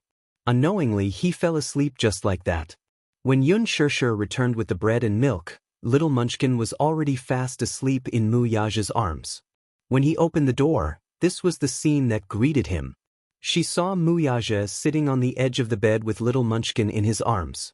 Under the dim light, little Munchkin's face was rosy and his long eyelashes covered his eyes as he slept soundly. Wang Lin, who was following behind him, also stopped in his tracks. He was afraid that he would wake up the little prince from his sleep. Mu Yaja heard the sound of footsteps and looked up to see that she had returned. He put a finger to his lips, indicating that she should be careful. Xianxia understood and turned to Wang Lin with an apologetic smile. "Principal, thank you. Yu Yu is asleep. It's late now. You should go back." "You're welcome." Wang Lin smiled and could not help taking another look at Yun Tianyu, who was sleeping soundly in the man's arms. "Oh, this little bun is cuter when he's asleep. He's more like a docile 6-year-old child." Wang Lin sighed and said to Xianxia, "I won't stay any longer. I'll take my leave first. See you next time." "But goodbye, Principal." She closed the door and the ward regained its silence. Chapter 277. Xianxia placed the items on the bedside table and sat down beside him. For a moment, both of them were silent. Initially, when she saw the man carrying the child with such a gentle expression, her heart fluttered. However, she couldn't help but feel worried. Would this man change his mind after seeing the child? Would he bring the child back to the Mu family? Although this man had tacitly agreed that she could keep the child by her side, he had never said that he would give up the child's custody. The wealthy had always placed great importance on passing down the family line. After all, this child was his flesh and blood.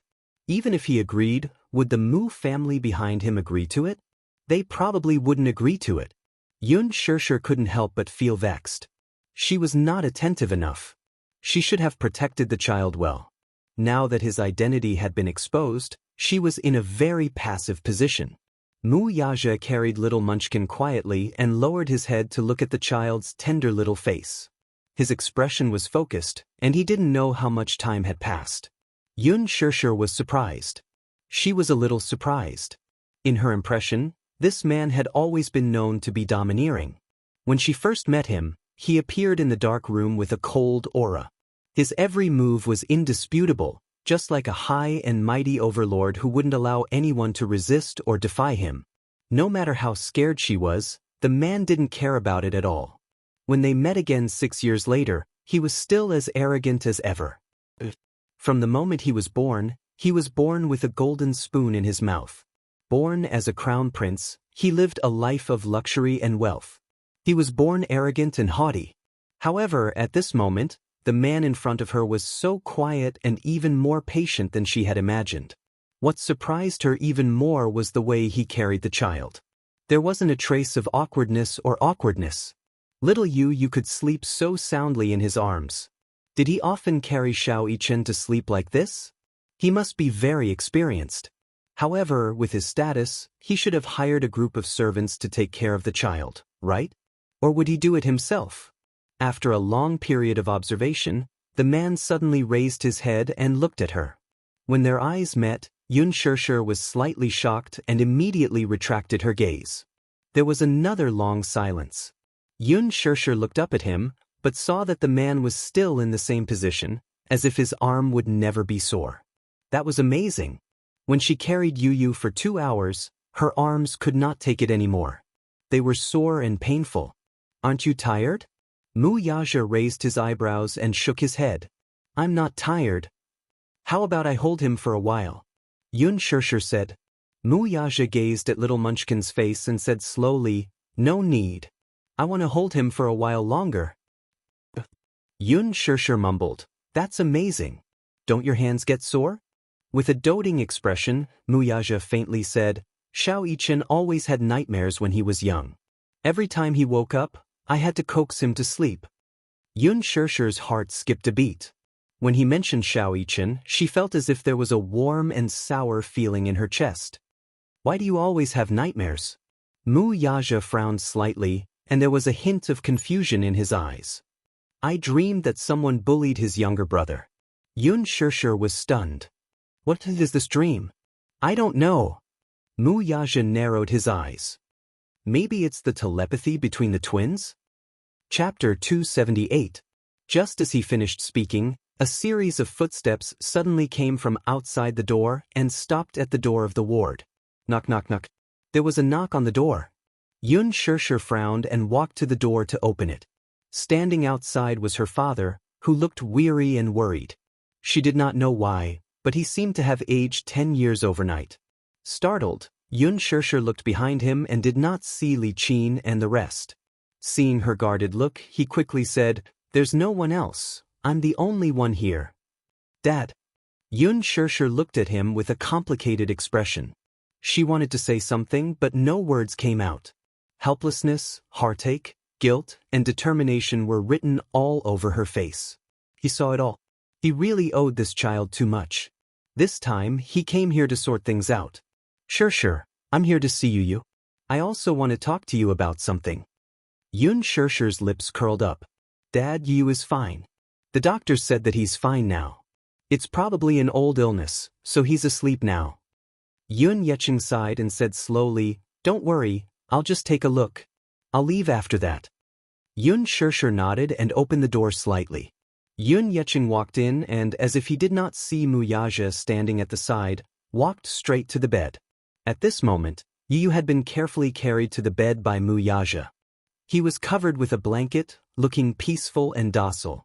Xianxia sat by the bed and looked at his weak appearance. He wanted to reach out to comfort him, but halfway through he retracted his hand in annoyance. His face crumbled and was full of pain. I'm not worthy of him calling me Grandpa, Dad. He suddenly stood up and walked to the balcony. He waved at Xianxia and called her over for a talk. Xianxia immediately went to the balcony and closed the door. The father-daughter pair looked at each other for a long time. After a long silence, Xianxia suddenly burst into tears. You've suffered all these years. It's father's fault for not being able to protect you and letting you suffer so much. As soon as he finished speaking, Xianxia's eyes immediately turned red. No one could understand the complicated feelings in her heart at this moment. All these years, Xianxia had always treated her like his own daughter. Even though Li Qin and Yun-Na had never accepted her, at least he had fulfilled his responsibility as a father when it came to her food and clothing, no matter how big or small, at least. They were not related by blood. More than a decade ago, Xianxia had become infertile due to his illness. Li Qin had always wanted a son, So the two went to the orphanage to adopt a boy. At that time, when he first met her, it was in a dormitory. Yun Yecheng stood by the window and looked at Yun Shishir, who was only 9 years old at that time. She hugged her body and curled up in the corner of the room, trembling. Her eyes were lifeless and her face was ashen. Taking a closer look at her body, it was covered with wounds. His face was green and purple, and his mental state was very poor. For some reason, Yun Yecheng felt a throbbing pain in his heart. This child, be it her facial features or temperament, was very beautiful and pleasant. She looked like a very obedient child with beautiful eyes. However, for some reason she was the only one in the empty dormitory, hugging her knees and trembling in fear while the other children were playing outside. She must have been bullied by many children, right? Chapter 279. The teacher behind her looked embarrassed. Back then, Yun Yecheng had a successful career and had some prestige in the area. The teacher kindly reminded him, "Mr. Yun, have you taken a liking to this child? None of the teachers or children in the orphanage likes her. She seems to be a little autistic and has some mental issues. She doesn't like to talk and always has a gloomy face. She looks unlucky. Besides, she stole from another girl before, so the children ostracize her." Stole? Li Qin frowned and immediately said, "She can't steal. How can she have such a bad habit? Yecheng, don't waste time. Let's go see the other children. Don't talk." Yun Yecheng stopped her and said to the teacher in dissatisfaction, "Man is born kind. The child is so young and hasn't formed a good sense of honor and disgrace. Even if she made a mistake, as a teacher, shouldn't you guide her on the right path? Look at her, she's been bullied to this extent. You say that she has some mental issues, how can she not have any? The children around her are bullying her, and the teachers don't care. What can a child like her do?" The teacher was embarrassed by his righteous words and then led Yun Shishir out. Standing in front of Yun Yecheng and looking at the man's incomparably kind face, Yun Shishir was so scared that she shrank into a corner with her lips trembling. "I'm not a thief. I'm not a thief. Don't arrest me." Yun Yecheng did not know why, but his heart felt like it was being stabbed by a knife.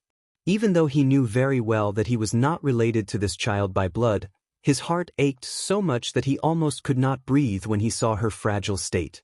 Hence, despite Li Qin's repeated objections, he still decided to adopt her. Thinking back, Yun Shishir was still grateful to him. If not for Yun Yecheng's redemption and giving her a second life, she did not even know what would have happened to her during that dark childhood. No matter how Li Qin and Yun Na treated her, she had always been grateful to Yun Yecheng. He was silent for a long time before he slowly said, "I've decided to divorce her. We'll go and get the divorce done tomorrow." The he was referring to was naturally Li Qin. Yun Shishir was surprised to hear that. Divorce? Was her father going to divorce Li Qin? Yun Shishir tried to talk him out of it, while her husband only looked at her quietly. After a while, she decided to tell him what was on her mind. "Dad, I support your decision. It's wise to divorce her." I know. When it comes to marriage, we can only persuade them to reconcile, not to divorce. But Li Qin is too greedy. You'll only be a burden if you stay with her. Dad, why do you have to tire yourself out? It doesn't matter if I'm tired or not. I'm already so old. For a man of his age, he would make do if he could. Half of his body was already in the soil. If he were to get a divorce at this time, it would be unpleasant for anyone to hear about it. It was inevitable that people would gossip about it. But in the end, he couldn't bear to implicate his daughter. You, on the other hand, I feel the most guilty towards you. I even found out that she was the one who forced you to do what you did 6 years ago. I'm such a bastard. As he spoke, he stomped his feet and slapped himself hard. Chapter 280. He replied slowly, "It's all in the past, but I can't forgive her or let her go." As he spoke, he took out a handkerchief from his chest pocket. Inside it was a well-wrapped bank card. He looked at her. "There's more than 5 million yuan in here." 5 million yuan? "Yes," he continued. "This is the additional remuneration that your previous employer gave you." This was a check for 5 million yuan given to him by Mu Yaja's assistant. He did not touch a single cent and deposited it all into this card. Later on, the money he earned from his part-time job was also deposited into this card. Although it was not much, it was still a token of his sincerity. He saved this money for Yun Xiaoxia's dowry when she got married in the future. He was already old and did not have much capability. He was no longer as spirited as he was when he was young. His monthly salary was about 3,000 yuan. After deducting all his living expenses, he had not touched a single cent in the card for the past few years. He had always kept this card with him. Even Li Qin did not know that there was so much money in it. This was to prevent her from getting greedy when she found out. Even Yun Xiaoxia thought that this sum of money had been used to repay debts back then. When Yun Yeqing came looking for Yun Xiaoxia after Yun Na's accident, he wanted to find an opportunity to discuss this matter with her. He thought that with his daughter's accident, he had no choice but to ask Yun Xiaoxia to withdraw tens of thousands of yuan from the card for urgent needs. He thought that she would agree to it given her gentle and considerate personality. Who knew that he would suddenly find out the truth of what happened 6 years ago? His world had been turned upside down and he could not accept it for a while. Now that he had made up his mind to divorce Li Qin, this card should be returned to its rightful owner. Although the property prices in the capital are rising day by day, the money in this card is enough to buy a decent house. Although I've divorced that woman, we're still father and daughter.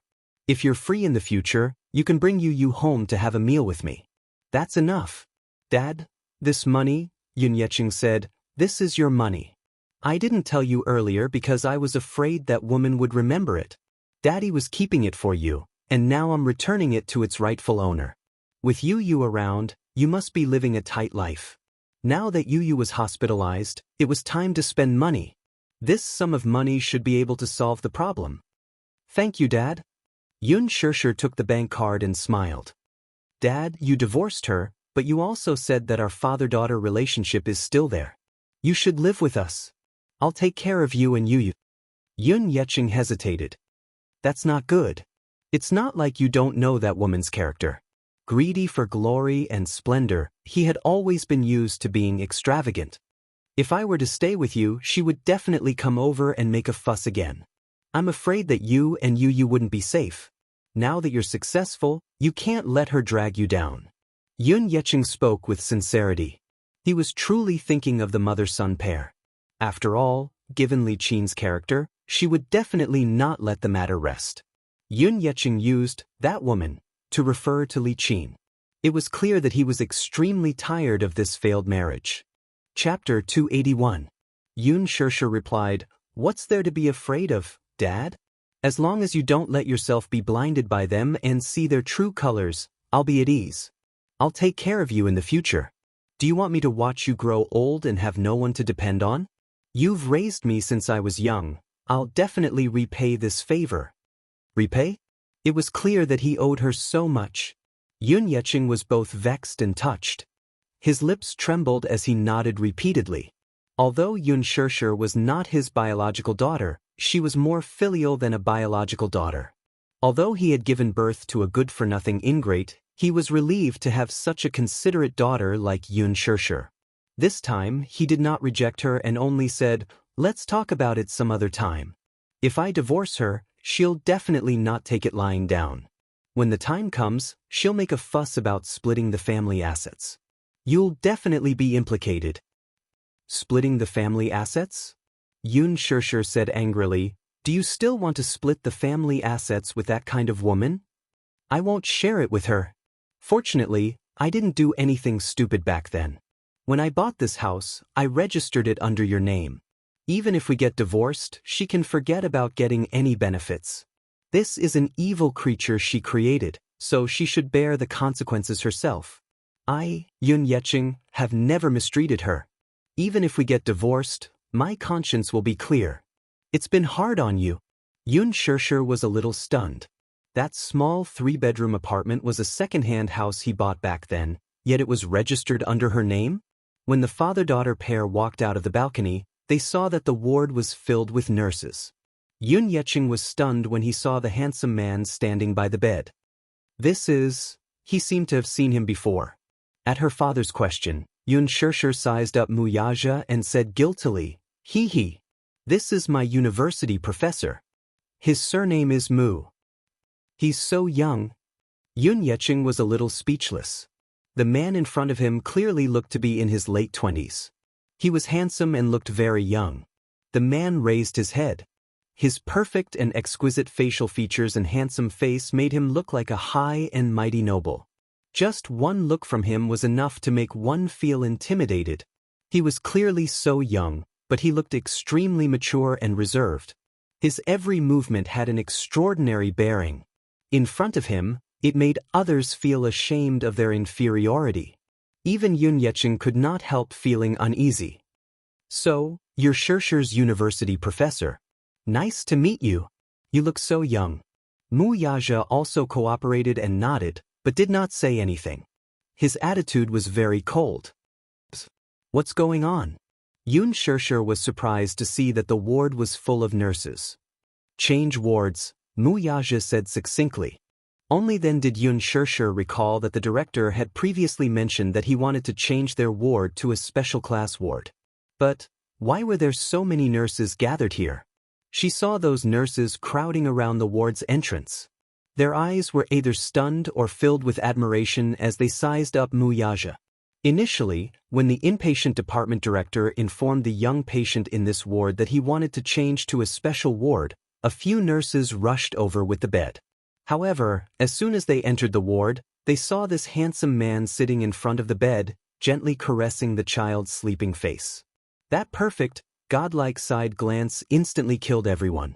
Gosh, the family member of a patient in Ward 702 is so handsome.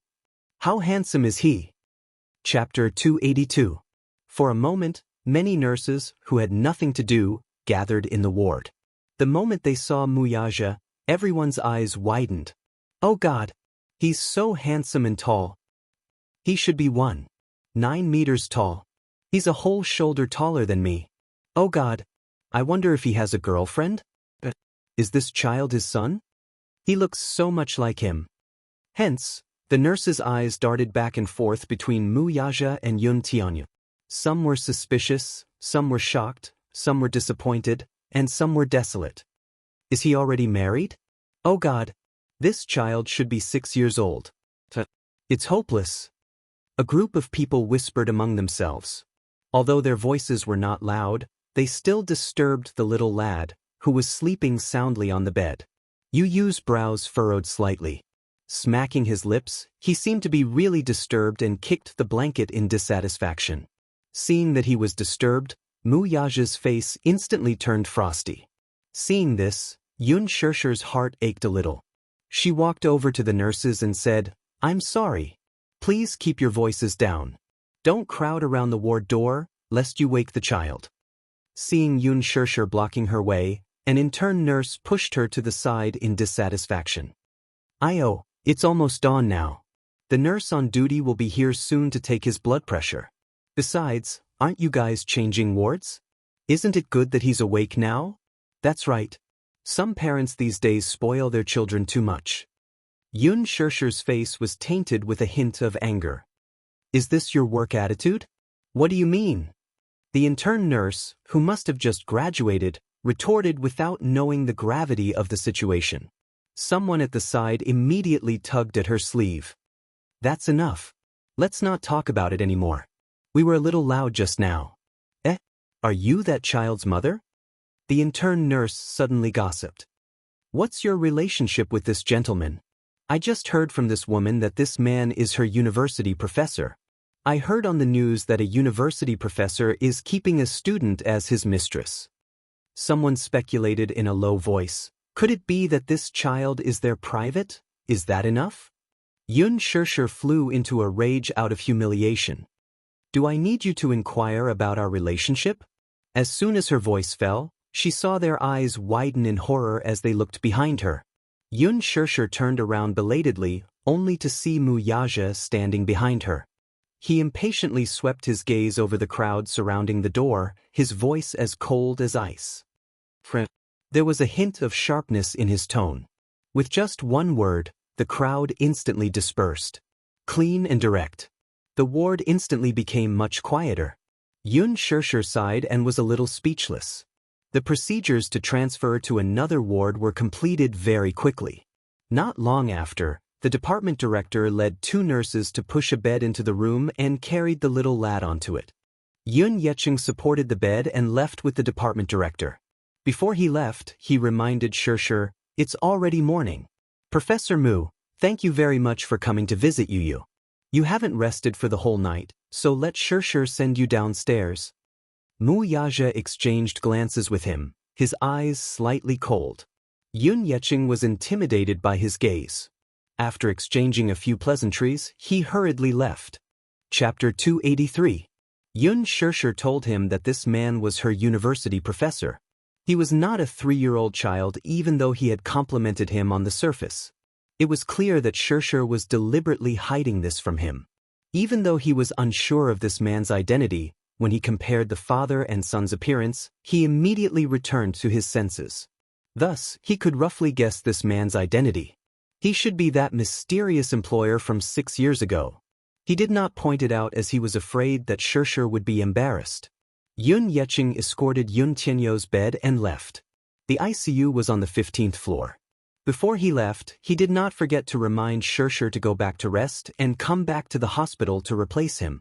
Yun Shirshir thought for a moment and nodded. She could go back to get some of Yu's clothes to change into. At the elevator entrance, Yun Shirshir said, "Mu Yaja, it's getting late. You should go back." Mu Yaja's expression was tinged with anger as he cocked a brow. "Are you chasing me away? I saw that you didn't sleep last night, so I'm afraid that you're tired." Mu Yaja's expression softened instantly, and a hint of mockery flashed in his eyes. "Oh, so you're feeling sorry for me? Think whatever you want." Yun Shirshir was a little annoyed as she said angrily, "Don't blame me when you don't have the energy to work." Mu Yaja's lips curled into a smile. With one hand in his pocket, he leaned over slightly and whispered into her ear, "I've always been energetic. Haven't you experienced it yourself?" His words were clearly hinting at something. Yun Shirshir bit her lower lip as her cheeks flushed red all the way to her ears. She glared at him in embarrassment and annoyance. "Ridiculous. I don't know what you're talking about." Ding! The elevator door opened. Yun Shirshir was about to step into the elevator when she was pushed into a corner and slammed into the cold wall. She could not help but widen her eyes in shock. Before she could react, the man's tall body was already pressing against her. It was a camera's blind spot. He had an ulterior motive. The elevator door closed. At this moment, only the 2 of them were left in the narrow space. Yun Shirshir was shocked and looked up at him in fear. Mu Yaja lowered his head and reached out to hold her chin tightly. His long and narrow eyes curled up devilishly. His eyes were deep and heavy. He let out an evil laugh and leaned closer to her face. Staring into her helpless eyes, he said in a low and hoarse voice, "Little liar, you're really interesting." "What are you doing?" Yun Shirshir turned her face away in a panic, but he pulled her face back and forced her to meet his gaze. "Heh, you usually look so obedient, but I didn't expect you to be so clever when it comes to lying." She was startled and her face flushed red unnaturally. She had no choice but to lie. How could he tell the truth in front of his father? Could it be that he had to confess to his father? This was undoubtedly tearing open his scab scar. Yun Yecheng had always been brooding over the contract from 6 years ago. He was annoyed at himself for not being capable enough to let his most beloved daughter become a surrogate. If she were to say this, her father would definitely be in a tight spot without a doubt.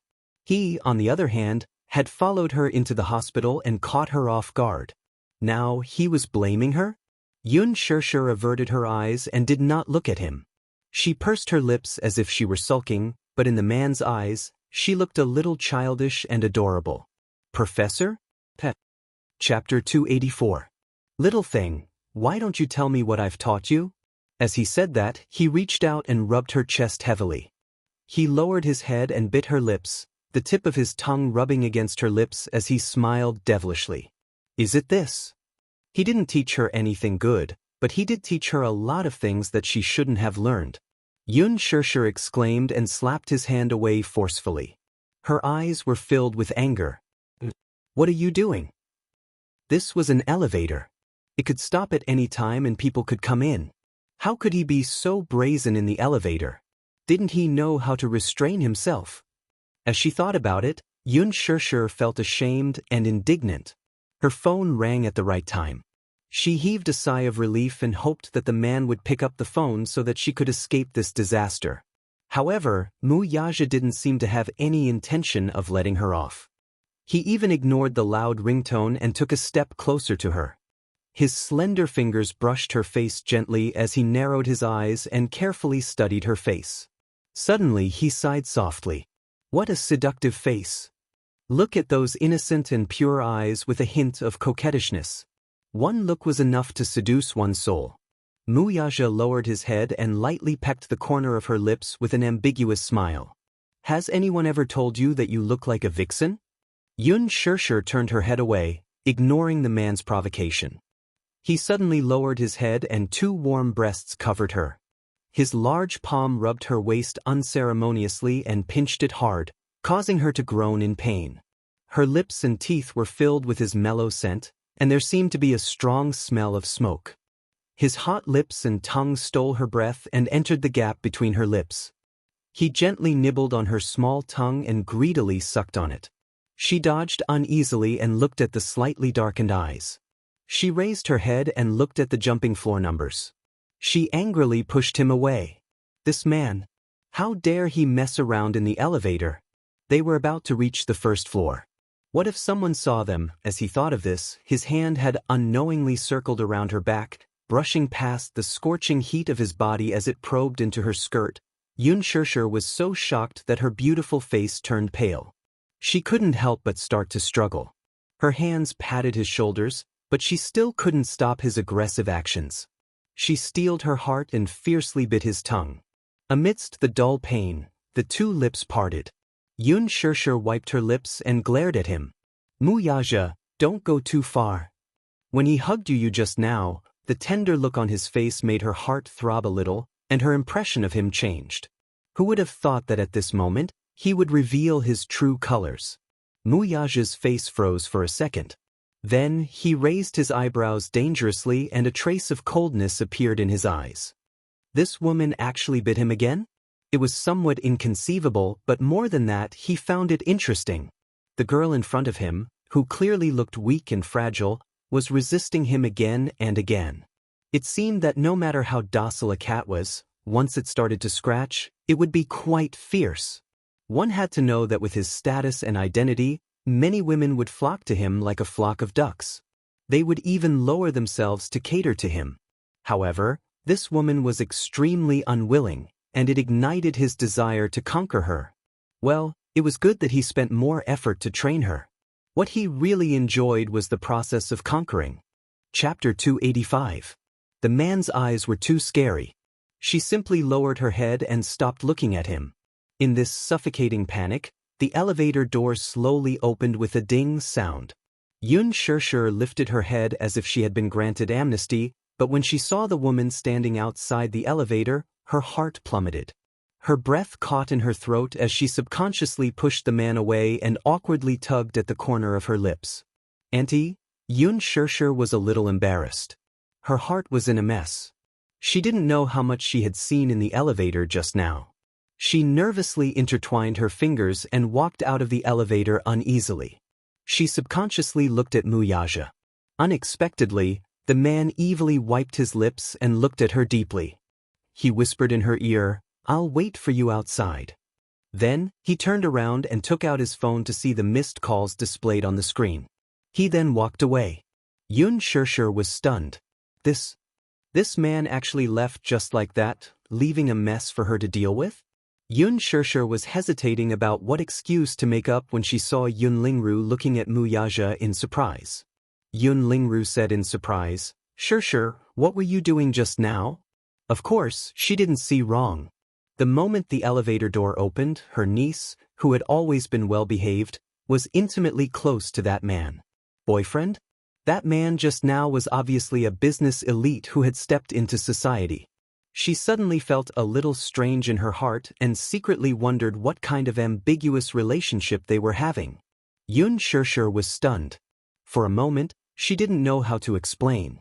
Her face flushed red and her head hung low. Yun Lingru saw her guilty look and became even more suspicious. Shirshir, don't tell me you're dating someone? No! Yun Shirshir denied it immediately. Yun Lingru pressed on, then who is that man? What were you doing in the elevator just now? Yun Shirshir bit her lip and stuttered as she tried to explain. However, she couldn't tell the truth.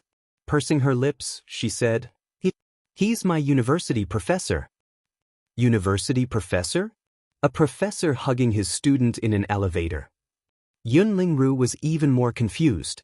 She stared straight at her. There was no doubt that the child in front of her was lying. Yun Shirshir had been obedient since she was a child, so she wasn't good at lying. Yun Lingru could tell that she was lying from her flustered eyes. Shirshir, I didn't expect you to learn how to lie after entering society. English teacher? You can lie to your father, but you can lie to me. Is he really your university professor? Don't lie to me. Faced with Yun Lingru's aggression, Yun Shirshir could not back down. She gritted her teeth and insisted, He is my university professor. He came to the hospital to visit you today. Are you still not going to tell me the truth? Yun Lingru's voice was very deep. She seemed to be angry. Suddenly, she thought of something and asked coldly, I heard from your father that you haven't been home for a few days. Where have you been these few days? She paused and asked suspiciously, Did you fool around with that man? Shirshir, tell me, did you learn something bad and do something shameful? Chapter 286. Auntie, I have something to do now, so I'll leave first. I'll explain it to you next time. With that, she turned around and fled in a panic. Yun Lingru narrowed her eyes and frowned, her gaze sharp. This girl's words sounded suspicious no matter how she listened to them. However, she wasn't her child, so even if she did something out of line, she wouldn't mind. As long as she didn't bring shame to her family, it would be fine. She couldn't afford to lose face. With that thought, she stepped into the lift. Even after running out of the hospital, Yun Shirshir's heart still palpitated with fear. It was all because of this vile man who fooled around in the lift. Now that her auntie had seen it, she really didn't know how to smooth things over. A business car was parked by the roadside. The man sat in the car and seemed to have been waiting for a long time. He had already ordered his assistant to drive the sports car back. Yun Shirshir walked over gloomily. The chauffeur opened the car door for her, but she didn't get into the car. Mu Yaja sat elegantly in the back seat with his legs crossed lazily. His eyes were looking straight ahead and he didn't turn to look at her. His perfect and unruly side profile looked reserved and cold. His eyes were half opened lazily, and his lips were cold. Many times, he was like an arrogant emperor, exuding an aura that made people subconsciously submit to him. Yun Shirshir was a little angry with him. How could this man do as he pleased? Did he not care about the occasion when he was in heat? Sperm rushing to the brain. With that thought, she couldn't help but blurt out what was in her mind. Just as she finished speaking, she reacted and bit her lip. She actually said it out loud. Muaja glanced at her and his lips curled up playfully. What did you say? What did she say? She said that he was a sperm rushing to the brain. But she didn't dare to say it a second time. She sighed, bit her lip, and got into the carriage. Bang! The car door was shut tight. Yun Shirshir looked straight ahead and didn't dare to get too close to him. She leaned against the car door and looked at him carefully out of the corner of her eye. After a long silence, she suddenly said softly, Please send me home. I'll get some clothes for you. As soon as her voice fell, her arm was forcefully pulled by the man. Muyaja's long arm scooped her up and easily pulled her into his embrace. Yun Shirshir was startled. She struggled for a moment, and in the blink of an eye, she was already pulled into his embrace. In the spacious carriage, soft music drifted in the air. The man's eyes revealed a playful smile. He lifted his thin lips and said in a low and seductive voice, Little thing, you haven't answered me. What did you just say? In other words, there was no way for her to change the topic and dodge the question. Yun Shirshir closed her eyes and ignored her. Mu Yaja had plenty of ways to make her talk. Did you just say that he was overwhelmed by lust? Through her shirt, he pinched the softness in front of her chest. Like this? Yun Shirshir's body trembled slightly and her face instantly tensed up. Instinctively, she turned her head to look at the chauffeur, only to see that he had consciously turned away from the rearview mirror, as though he had turned a deaf ear to the scene in the back seat. A sense of foreboding arose in her heart. Yun Shirshir struggled uneasily, but the man held her waist tightly. His large palm pressed against her back and pressed her even closer to his chest. Their faces were intimately close, the tips of their noses touching, and their lips touching. Chapter 287. Such a close distance really made her feel uncomfortable. Looking at the devilishly handsome face so close, Yun Shirshir helplessly pushed against his chest. Wasn't this man just sitting there quietly? Why did he suddenly? There was someone else in the car. She looked away helplessly, but her chin was tightly gripped by his long fingers and she was forced to look at his face. She was forced to look at his face. Her eyes were narrowed in pain and they were faintly moist. Her soft red lips were sparkling and translucent, just like a delicious cherry. He fiercely captured her lips and sucked on them. That soft and sweet feeling was even better than what he had imagined. Once he kissed her, he couldn't stop. His body heated up and he greedily wanted more. He gently traced her cherry lips, and his right hand reached under her clothes, reaching for the beautiful area. He was in high spirits and he continued what he was doing in the lift. That's enough. Muyaja. Not enough. You. Yun Shirshir flew into a rage out of humiliation. She struggled, and her body couldn't help but tremble. Her fair cheeks flushed red shyly, and she looked even more alluring. Mu Yaja looked at this pleasing scene. He had really misjudged this girl, and he had once compared her to a cat. Now that he thought about it, she was actually a beautiful and flirtatious poppy flower. One couldn't help but sink deeper and deeper, and become addicted to it.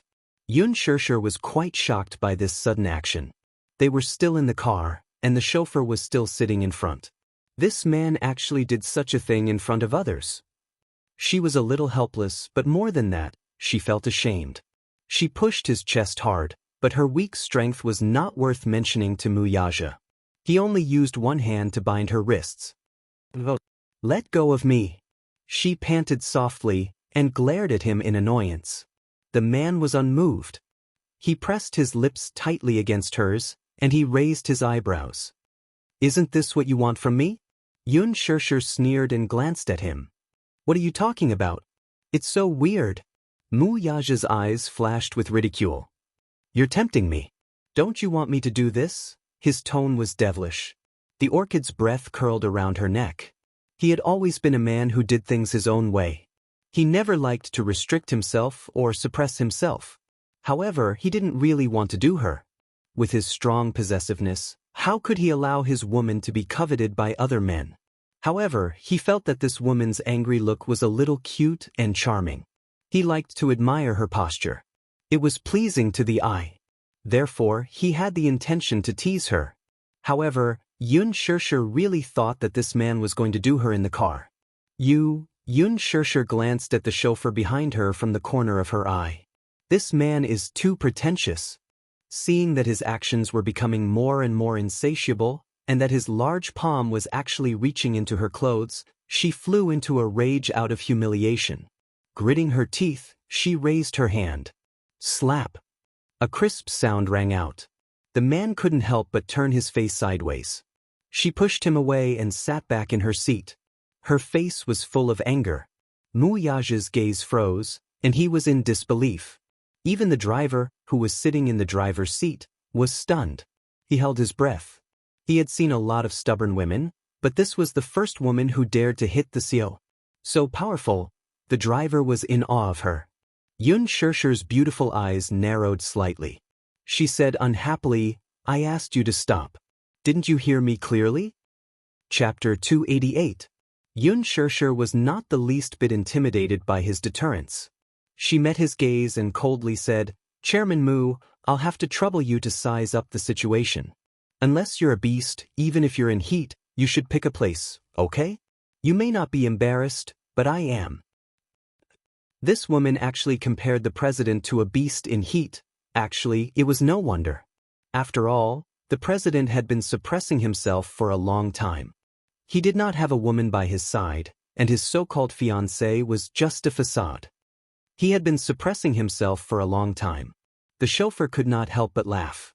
However, when he caught a glimpse of the man's dangerous gaze through the rearview mirror, he was so frightened that he immediately shut up. Wuxia raised his eyebrows, and there was a murderous look in his eyes. Did you say I'm a beast? I said, is there something wrong with your understanding? Xianxia asked mockingly. Did I say you're a beast? What I said just now was that only beasts choose a time and place to be in heat. I wasn't referring to you in particular. Wuxia was taken aback by her words. Xianxia's words were impeccable, and he was speechless.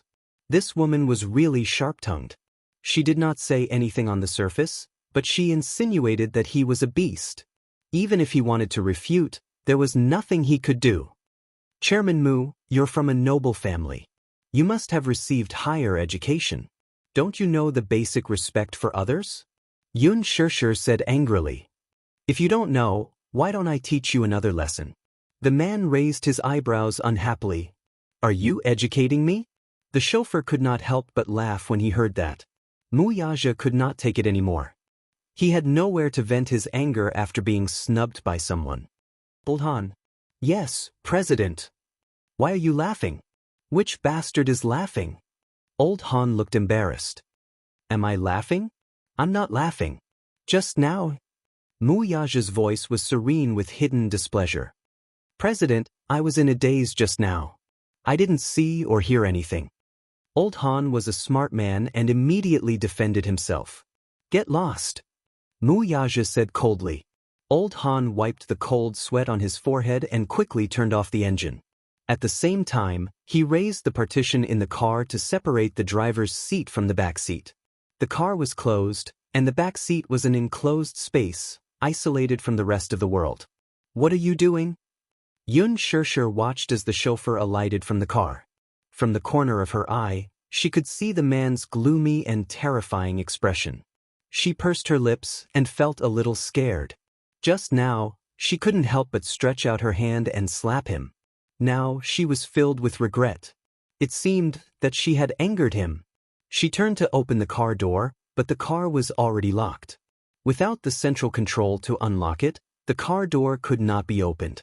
Behind her, Wuxia pulled her into his embrace with his long arms and asked coldly, "Are you satisfied now?" Now, we are the only ones in the car.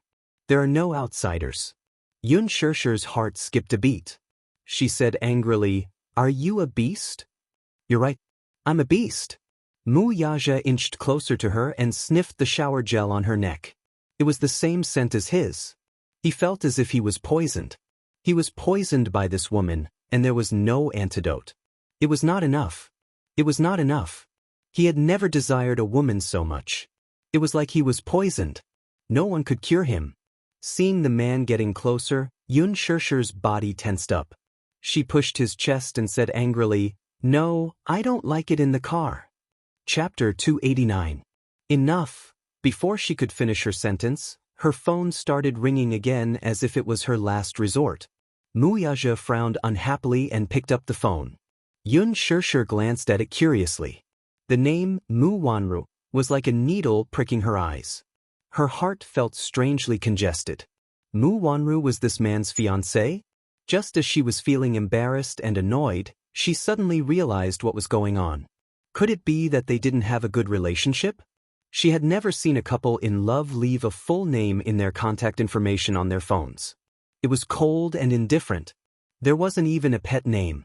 Those 3 words were cold and emotionless, as if there was no emotion behind them. On second thought, she raised her eyebrows. Simple and clear. That was this man's usual style. Maybe they had a good relationship. Why should she worry about it? But as he thought of this, a sense of shame arose in his heart. She felt that she was a third party. Xianxia suddenly felt very uncomfortable. She wanted to defend herself, but she couldn't. Wasn't that right? What was the difference between her and those women who interfered in other people's marriages? Mu, was she the woman she bumped into the other time? Yun Xiaoxia's gaze deepened. She felt that something was wrong. She didn't know why, but this woman gave her a sense of déjà vu. Her eyes were so familiar. In her dusty memory, it was as if an indelible mark had been engraved. Somehow, it was as if some memory was breaking out of its cocoon. Her head hurt. Mu Yaja hung up the phone and didn't pick it up. From the corner of his eye, he saw that she was deep in thought. His handsome eyes deepened. Rose Manor. In front of the bright floor-to-ceiling windows, Mu Wanru was in her pajamas. She held her phone tightly. Her expression was distorted due to anger. He wasn't picking up the phone. 3 consecutive calls were cut off. What was going on? She turned around and walked to the dining table. There was a thick stack of newspapers on the table. The headlines of the newspapers were all about Tang Yu having an affair with Huan Yu's top management. The pictures and text were very eye-catching. Mu Wanru picked up one of them and skimmed through it. Looking at the dazzling title, her knuckles stiffened. Alan, you useless piece of trash. He didn't do his job well and even messed up a small task that was given to him? She trusted him so much, but he couldn't even do such a simple thing? She had thought that she could sit back and wait for Yun Xiaoxia's scandal to be exposed, but now she had fallen into an irrecoverable situation. At that time, even Huan Yu would not be able to protect her, let alone Lin Fengtian. For a female celebrity, it was a huge scandal to be exposed. She would definitely be banned from the industry. Who knew that the person who was exposed the next day would be Tang Yu? This was strange. Why Tang Yu? Alan assured her again and again that the whole thing had been arranged properly. His subordinates had personally sent Yun Xiaoxia to the car. How did things turn out like this in the end? Could it be that Yun Xiaoxia could turn into a living person? This was simply a fantasy. Mu Wanru was angry and frustrated. At the same time, she found it inconceivable. She had an ominous premonition that there was something fishy going on. The servants served breakfast to the table one after another. Mu Sheng slowly walked down the stairs with the help of the nanny. Mu Wanru immediately crushed the newspapers and threw them into the trash can. She went up to him with a smile and took the old man from the nanny.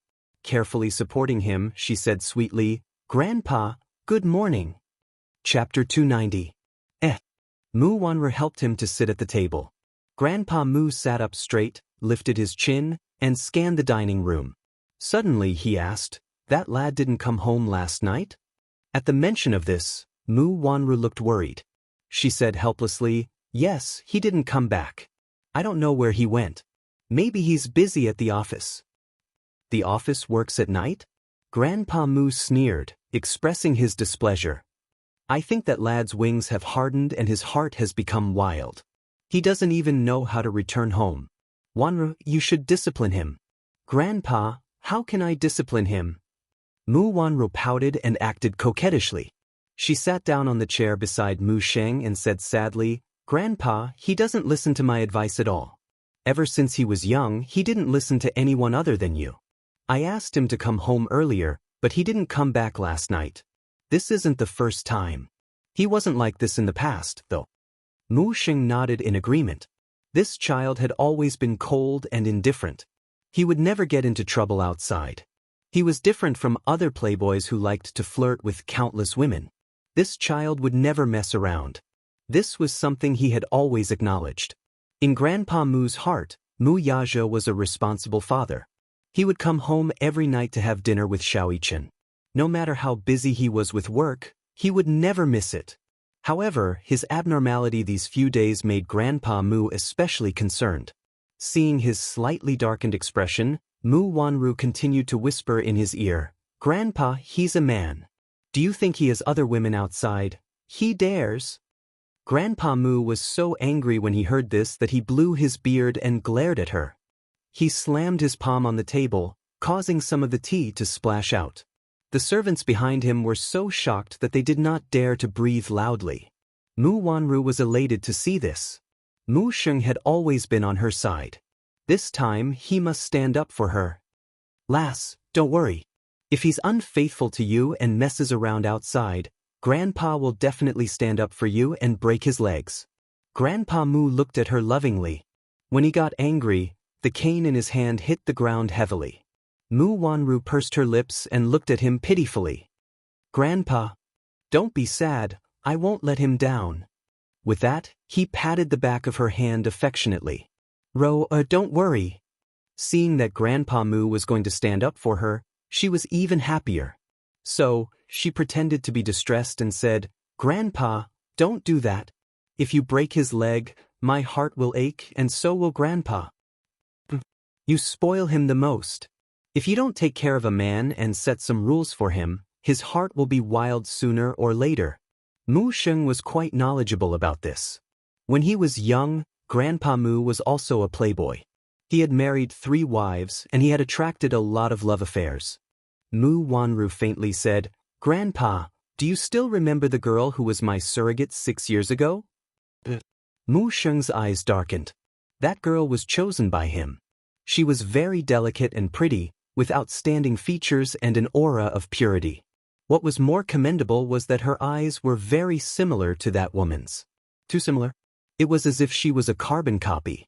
Hence, Mu Sheng took a liking to her at first glance. Mu Wanru continued, I think that woman's background is not simple. Chapter 291. Grandpa Mu's eyebrows twitched and he quickly asked, What do you mean? This woman is quite ambitious and scheming. I don't know how she managed to sneak into Huan Yu's cocktail party.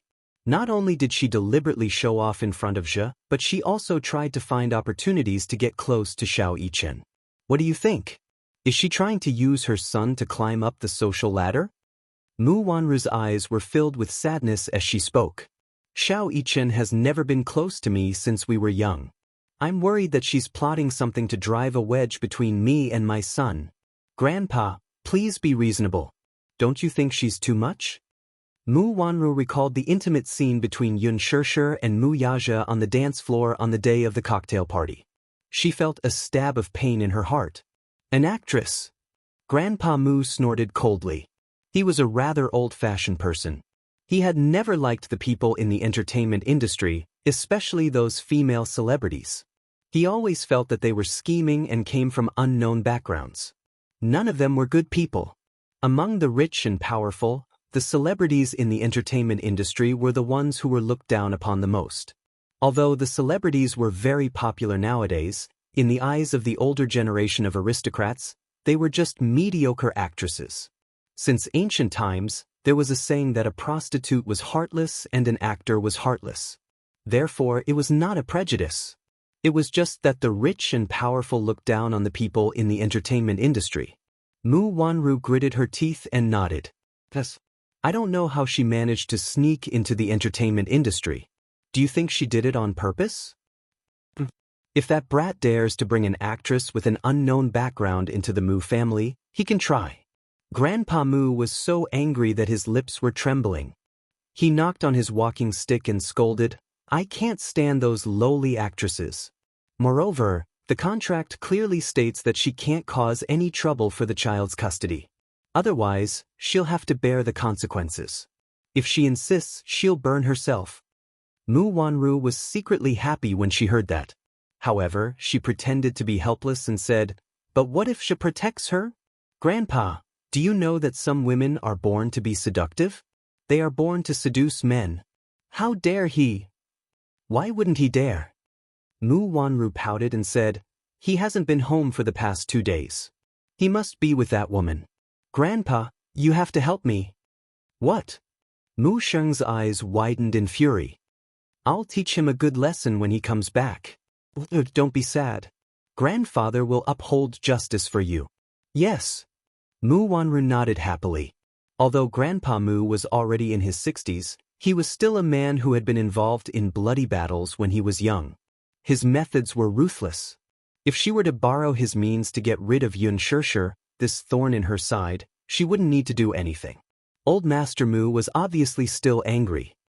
He lifted his chin and looked around before asking with a strange expression, Where's Yichen? Mu Wanru immediately asked the nanny behind her, Where's the young master? Young master is doing his morning exercise at the archery range. Go call him over for breakfast. Mu Wanru sat down and carefully reached out to caress the old man's chest. She coquettishly said, "Grandpa, don't be angry. Why are you angry over such a slut?" Chapter 292. The villa was located in the southwest corner of the mansion. It was a huge indoor shooting range. Mu Yaja had always been willing to invest a lot of effort into Xiao Yichen. When Xiao Yichen had just learned how to walk, Mu Yaja had sent him to the special training camp to observe the soldiers' special training. When he was young, Grandpa Mu had also trained him in the same way. Every summer, he would send him to the special training camp to undergo special training. Under Mu Yaja's influence, Xiao Yichen had developed a strong interest in firearms and combat at a young age. When he was 2 years old and the other children were still learning how to speak, Xiao Yichen was already holding a pacifier in his mouth. He could skillfully assemble and load all kinds of firearms and ammunition. When he was 3 years old, he could even load and shoot skillfully. Even Grandpa Mu could not help but click his tongue in amazement. Children of the same age as Xiao Yichen might still be learning how to speak. Those who were talented liked to draw on white paper and were still obsessed with interesting toys. However, Xiao Yichen seemed to have inherited Mu Yaja's iron-blooded genes. He did not like to play with words and ink. Instead, he was obsessed with combat and firearms. When he was 5 years old, he officially entered the military camp. Not only did he not complain about the heavy training, but he was also very excited about it. Grandpa Mu was in awe. Not only was this child not inferior to Mu Yaja when he was young, but he had even surpassed him in terms of maturity.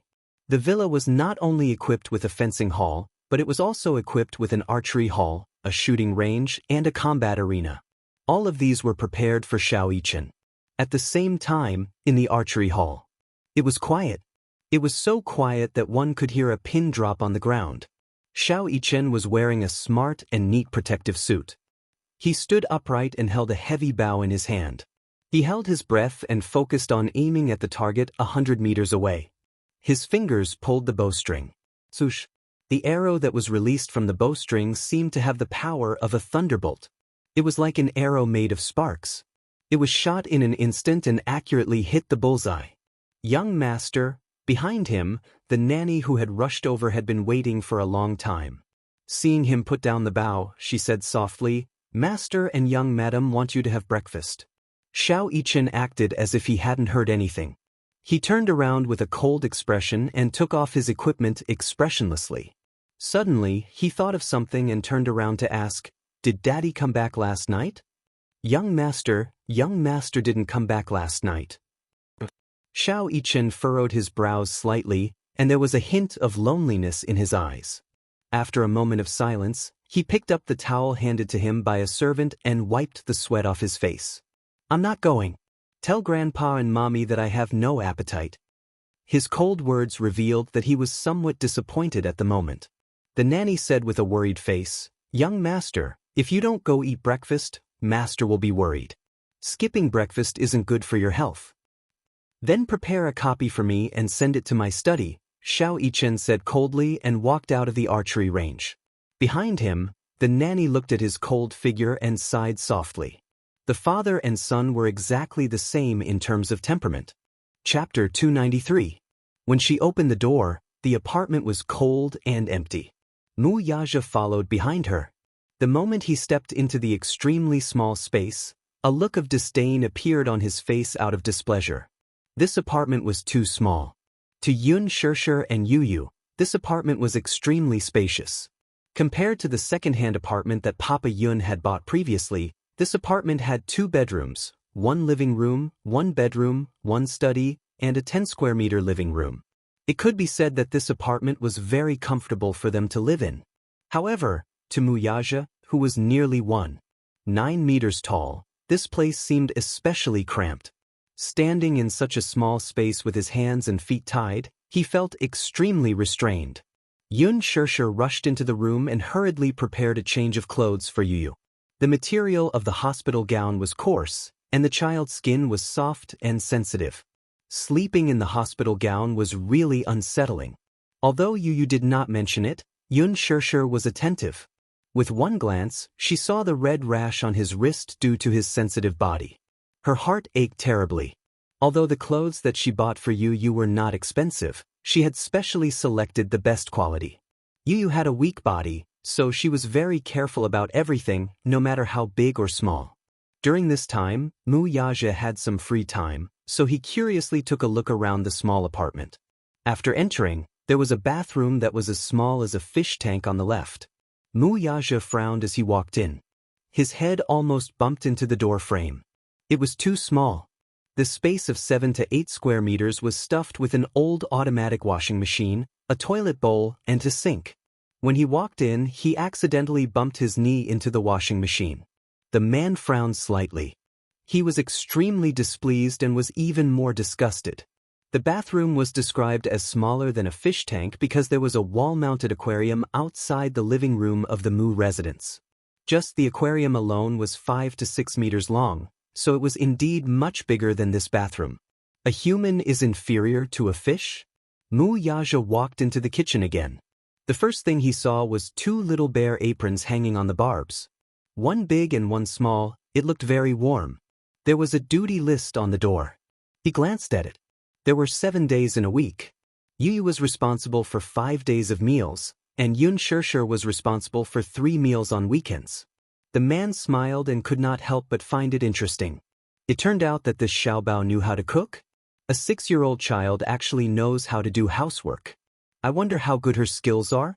In the south, there were 2 rooms side by side. One of them was a study. Mu Yaja was a little taken aback when he walked in.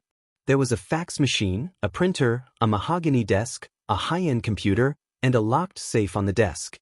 Other than that, there was a pencil case and a thick stack of blueprints. Everything was neatly organized. What he did not know was that everything in the study was arranged by Yun Shirshir according to Yun Tianyo's blueprints. It looked like a small office. Usually, Yu was the only one taking care of it, and Yun Shirshir never interfered. Mu Yaja glanced at the blueprints on the table and picked them up curiously. He could not help being stunned when he glanced at them. This thick stack of blueprints was actually a toy blueprint? The drawing was exquisite and meticulous. Be it the design or concept, it was ingenious. Such a design draft was clearly from an excellent and professional designer. Chapter 294. Mu Yaja. The man raised his head. At the door of the study, Yun Shirshir was carrying a pile of heavy laundry. Seeing the design drawings in his hands, she warned him sternly, "Don't touch anything in this study, or else you will be angry." This study was Yu's little world. Usually, Yun Shirshir would come in to clean it, but she would not touch anything in the study. Mu Yaja put down the drawings and walked out of the study. Looking from the corner of his eye, he strode into the bedroom as if he had discovered a new continent. Yun Shirshir, who was standing at the side, had cold lines on her forehead. This was akin to a wealthy aristocrat visiting a slum. She did not think much of it, though.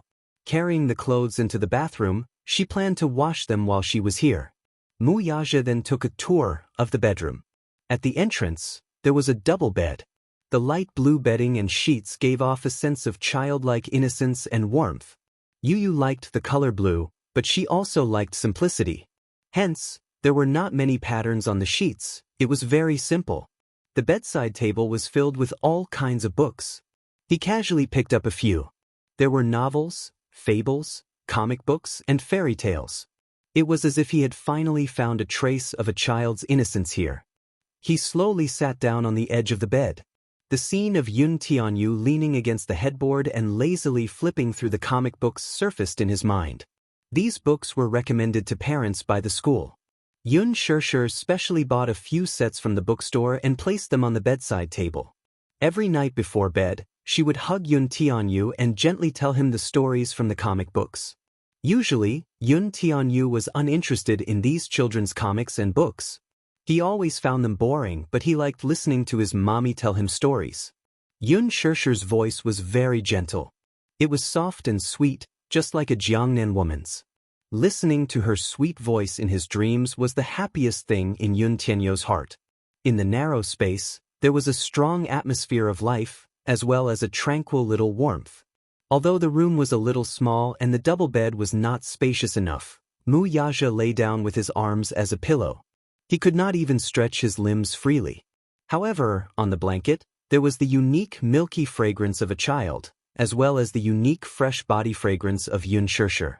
This fragrance was tranquil and gentle. It wasn't overbearing, but it was refreshing. Wuxia felt a moment of peace in his heart. When Xianxia walked into the bedroom again, the man was lying on the bed, deeply asleep. She couldn't help but smile. She still remembered that a certain man had said that she had more energy than others. Xianxia quietly walked to the bedside, squatted down, and looked at the man's exquisite sleeping face closely. The man in deep sleep had his eyes gently closed. The dim light engraved a thin layer of shadow on his angular facial features. His long, narrow eyes and thick, black eyelashes were beautiful and charming. Xianxia raised her eyebrows in surprise. She remembered that when Yu was born, he had a head of thick, black hair. When his eyes were closed, his eyelashes were fine and dense, even thicker than hers. It turned out that he had inherited this man's genes. He had a high nose bridge and a beautiful curve. He was like a sculpture that had been carved with the finest craftsmanship. Chapter 295. Xianxia looked at every inch of his face and suddenly admitted that this man was very good-looking. Sometimes, it had to be said that the heavens were biased. They gave him all the best things in the world and were not stingy at all. His monstrous interpretation, his wealth that could rival a country, his inexhaustible wealth, and even gave him a heaven-shocking appearance. He was incomparably handsome and perfect, but it gave him a strange temperament. His mood was unpredictable and his personality was very bad. Perhaps it was the style of the children of aristocratic families, always putting themselves first. If he liked it, he had to get it. If he couldn't get it, he would destroy it and not give it to others. If he didn't like it, he didn't want it. He would never force himself for anyone and was insufferably arrogant. But he had this kind of capital. While she was lost in thought, the man on the bed suddenly opened his eyes and looked into her eyes. Xianxia was caught off guard and was stunned. In the next second, an arm powerfully wrapped around her waist and pulled her into his embrace. The world in front of her eyes turned upside down and in an instant, she was pressed down by the man's body. The double bed was not big and it was hard for it to fit the man's tall body, but the texture was very soft. The bed was slightly sunken and her body sank in. Wuxia's heavy body fell on top of her and it was hard for her to breathe. Xianxia's cheeks turned red because of his heavy body. "Hey, Wuxia, what are you doing?" Wuxia lowered his head and sniffed the gentle fragrance in her hair. His deep voice sounded like orchids in her ears. "Sleeping with my woman." What? She thought she had heard wrong. The man kindly reminded her, "I said, sleeping with you." Xianxia was a bit defeated by him and angrily said, "Are you a stud horse? Can't you think of something else other than this?" "If I'm a stud horse, are you being planted?" She simply gave up struggling. How could she forget that this man had always been overbearing and aloof? He never cared about other people's feelings. She didn't struggle anymore, nor did she push him. She simply spread out her body and let him do whatever he wanted. She closed her eyes expressionlessly and did not resist at all. She was as quiet as a dead fish. However, the stalemate continued, and neither of them made a move. However, the man on top of her just quietly imprisoned her and didn't make the next move for a long time. She had some doubts in her heart. She opened her eyes slightly and saw Wuxia looking down at her. His gaze was scrutinizing and sizing her up. Suddenly he said coldly, "Xianxia, aren't you a little too tactless?" "What do you mean?" "The line of women waiting for me to pamper them stretches from here to Milan. Yet you're avoiding me like the plague." Wuxia looked at her coldly. He had seen too many tricks of loosening the reins only to grasp them better. There were always some women who did not know the immensity of heaven and earth acting in front of him. Therefore, he could tell at a glance that this woman's resistance and disobedience towards him was not some pretentious trick. Instead, he was really trying to avoid him. Arrogance. It was as if she should treat his favor as a great gift and kowtow to thank him sincerely. Xianxia sneered. "They're blind, but I'm not blind." "Are they blind?" Wuxia turned slightly and supported his body with his arm. He stared at her calmly and asked, "How are they blind?" Xianxia was speechless. Chapter 296. There are so many women in the world. Why do you have to be entangled with me? It's none of your business. Wuxia lifted her chin and his handsome face slowly approached her. His slightly cold lips were printed on the corner of her lips, and his warm breath invaded her lips. Gradually, his breathing was no longer calm and became a little rapid. His sexy thin lips gently wandered around her neck, embellishing it with light kisses, and he craved for more. At this moment he was like a lost and thirsty traveler in the desert, and she was like a clear and pure spiritual spring. He repeatedly tasted it, but he still couldn't quench his thirst. His thin lips kissed all the way up her beautiful neck. His arms wrapped around her slim waist and pushed her back, forcing her body to be close to his chest. Through the thin material of her clothes, he seemed to be able to feel the warmth from her skin. It was tender, warm, and beautiful. Wuxia's right hand held the back of her neck, forcing her to meet his lips. His warm breath covered her lips, and in an instant, she was completely engulfed. No longer satisfied with such a light kiss, the man arrogantly attacked again, all the way to the city. However, his attack was limited to kisses and didn't go as deep as the previous few times. The temperature in the room suddenly rose. Ambiguity, charm, and sweetness swept through. She endured it, but she was silent. Wuxia couldn't accept her lack of reaction. The tip of his tongue pried open her lips, either passionately or seductively teasing her, trying to get her to respond. However, from the beginning to the end, Xianxia only closed her eyes, allowing him to do whatever he wanted. If he wanted it, she would give it to him. It wasn't too complicated. Even if she struggled, it was useless. Instead, it aroused the man's strong desire to conquer. If she opened her body and let him do whatever he wanted, he would definitely feel indifferent and even lose interest in her. At that time, wouldn't she be free? Get rid of this man and return to her own life. As expected, she didn't respond. Wuxia only felt that it was dull, and the kiss came to an abrupt end. Looking up, the man looked at her stubborn and arrogant face and frowned slightly in displeasure. It was very boring. He would rather she struggle and resist. That way, at least he would feel the pleasure of conquering. However, she opened her body and let him do whatever he wanted, and he lost interest. He lowered his head in dissatisfaction and bit her earlobe as a punishment. A sharp pain pierced through her earlobe. She clenched her teeth tightly and did not make a sound. Even if it hurt, there was no response. Do you think you're a dead fish? She didn't know how to respond? Or did she feel that it was too difficult to be with him? Since you want it, I'll give it to you. I'll be obedient. Don't you want me to be obedient? Xianxia retorted sarcastically with a hint of disgust in her eyes. Of his arrogance and his forcefulness. Very of his words. Wasn't hers. Wuxia lowered his head abruptly. His thin lips brushed past her jade-like collarbones and landed on her neck. He sucked on her skin fiercely, his hot breath continuously blowing on her skin. Chapter 297. The woman in the mirror had flushed cheeks and gloomy eyes. On her exposed neck, there was a red, swollen, and ambiguous kiss mark. She was shocked to see it. The glaring mark was like a man's insignia on her body. It was an eyesore. Xianxia was furious. She rubbed her fingertips hard, but the mark only became more red and swollen, making it even more obvious. It was already midsummer, yet he left such an obvious mark on her neck. He was clearly trying to embarrass her. How could this man be so vile? She turned around and gritted her teeth. Wuxia, you're too much. This is punishment. Punishment? Xianxia widened her eyes in disbelief. What a self-righteous man. She turned around and left the room in anger. Wuxia stared at her back view as she left in a huff. His lips curled into a triumphant smile. Xianxia rushed into the kitchen and leaned against the sink. She scooped up a handful of water and splashed it on her burning cheeks as if this was the only way to cool down her burning skin quickly. She took a wet towel and wiped her cheeks and neck repeatedly. She rubbed it fiercely as if she wanted to wipe off the man's scent and marks on her body.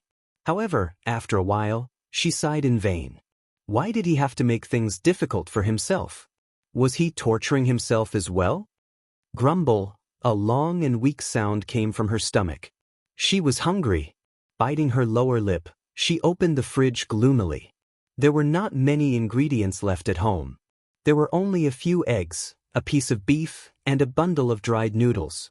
Thus, she thought of making some food to fill her stomach and then rushing to the hospital to replace Yun Yecheng. Her culinary skills were not considered good. When she was in the Yun family, all the household chores were done by her. At that time she was still studying. Although she had to work daily and was very busy, Yun Yecheng's 3 shifts were reversed. Li Qin had never cooked before, so she could not count on Yun Na to do so. Thus, she had to cook all 3 meals at home. After she moved out of the Yun family and stepped into society, she was often overwhelmed with work. Fortunately, Yu was obedient and sensible. Feeling sorry for her busy work, he bought a stack of cookery books from the bookstore and developed some good culinary skills. In the end, Yu's cooking was far beyond her standards. However, her culinary skills were not bad. The beef was sliced and fried out of the wok. The noodles were placed in the wok and 2 eggs were placed on top. After a while, a large bowl of noodles was brought out of the kitchen. Mu Yaja smelled the aroma from far away in the bedroom. Smelling the aroma, he walked out of the room. Yun Shishir went back to the kitchen to get a pair of chopsticks and a spoon. When she came out, she saw the man sitting at the dining table leisurely, holding a bowl of noodles and tasting a mouthful of broth. It was surprisingly delicious. The man raised his eyebrows and licked away the soup stain on the corner of his lips with the tip of his tongue. Clearly, he was savoring the taste. Mu Yaja lowered his head and stared at the noodles in the bowl. In addition to the noodles, there were 2 poached eggs and a few slices of beef. But for some reason, the aroma was overflowing and aroused his appetite. There was no doubt that he was hungry too. He did not feel anything at first, but when the aroma wafted into the room, his taste buds had a subtle reaction. What is this? He had never seen a noodle soup with such ingredients. The chefs hired by the Mu residents were all high-class chefs from 5-star hotels. Their culinary skills were well known. Whether it was Chinese, Western, or French cuisine, they were a piece of cake. However, no matter how delicious it was, after 20 years of repeated cooking, one would get tired of it.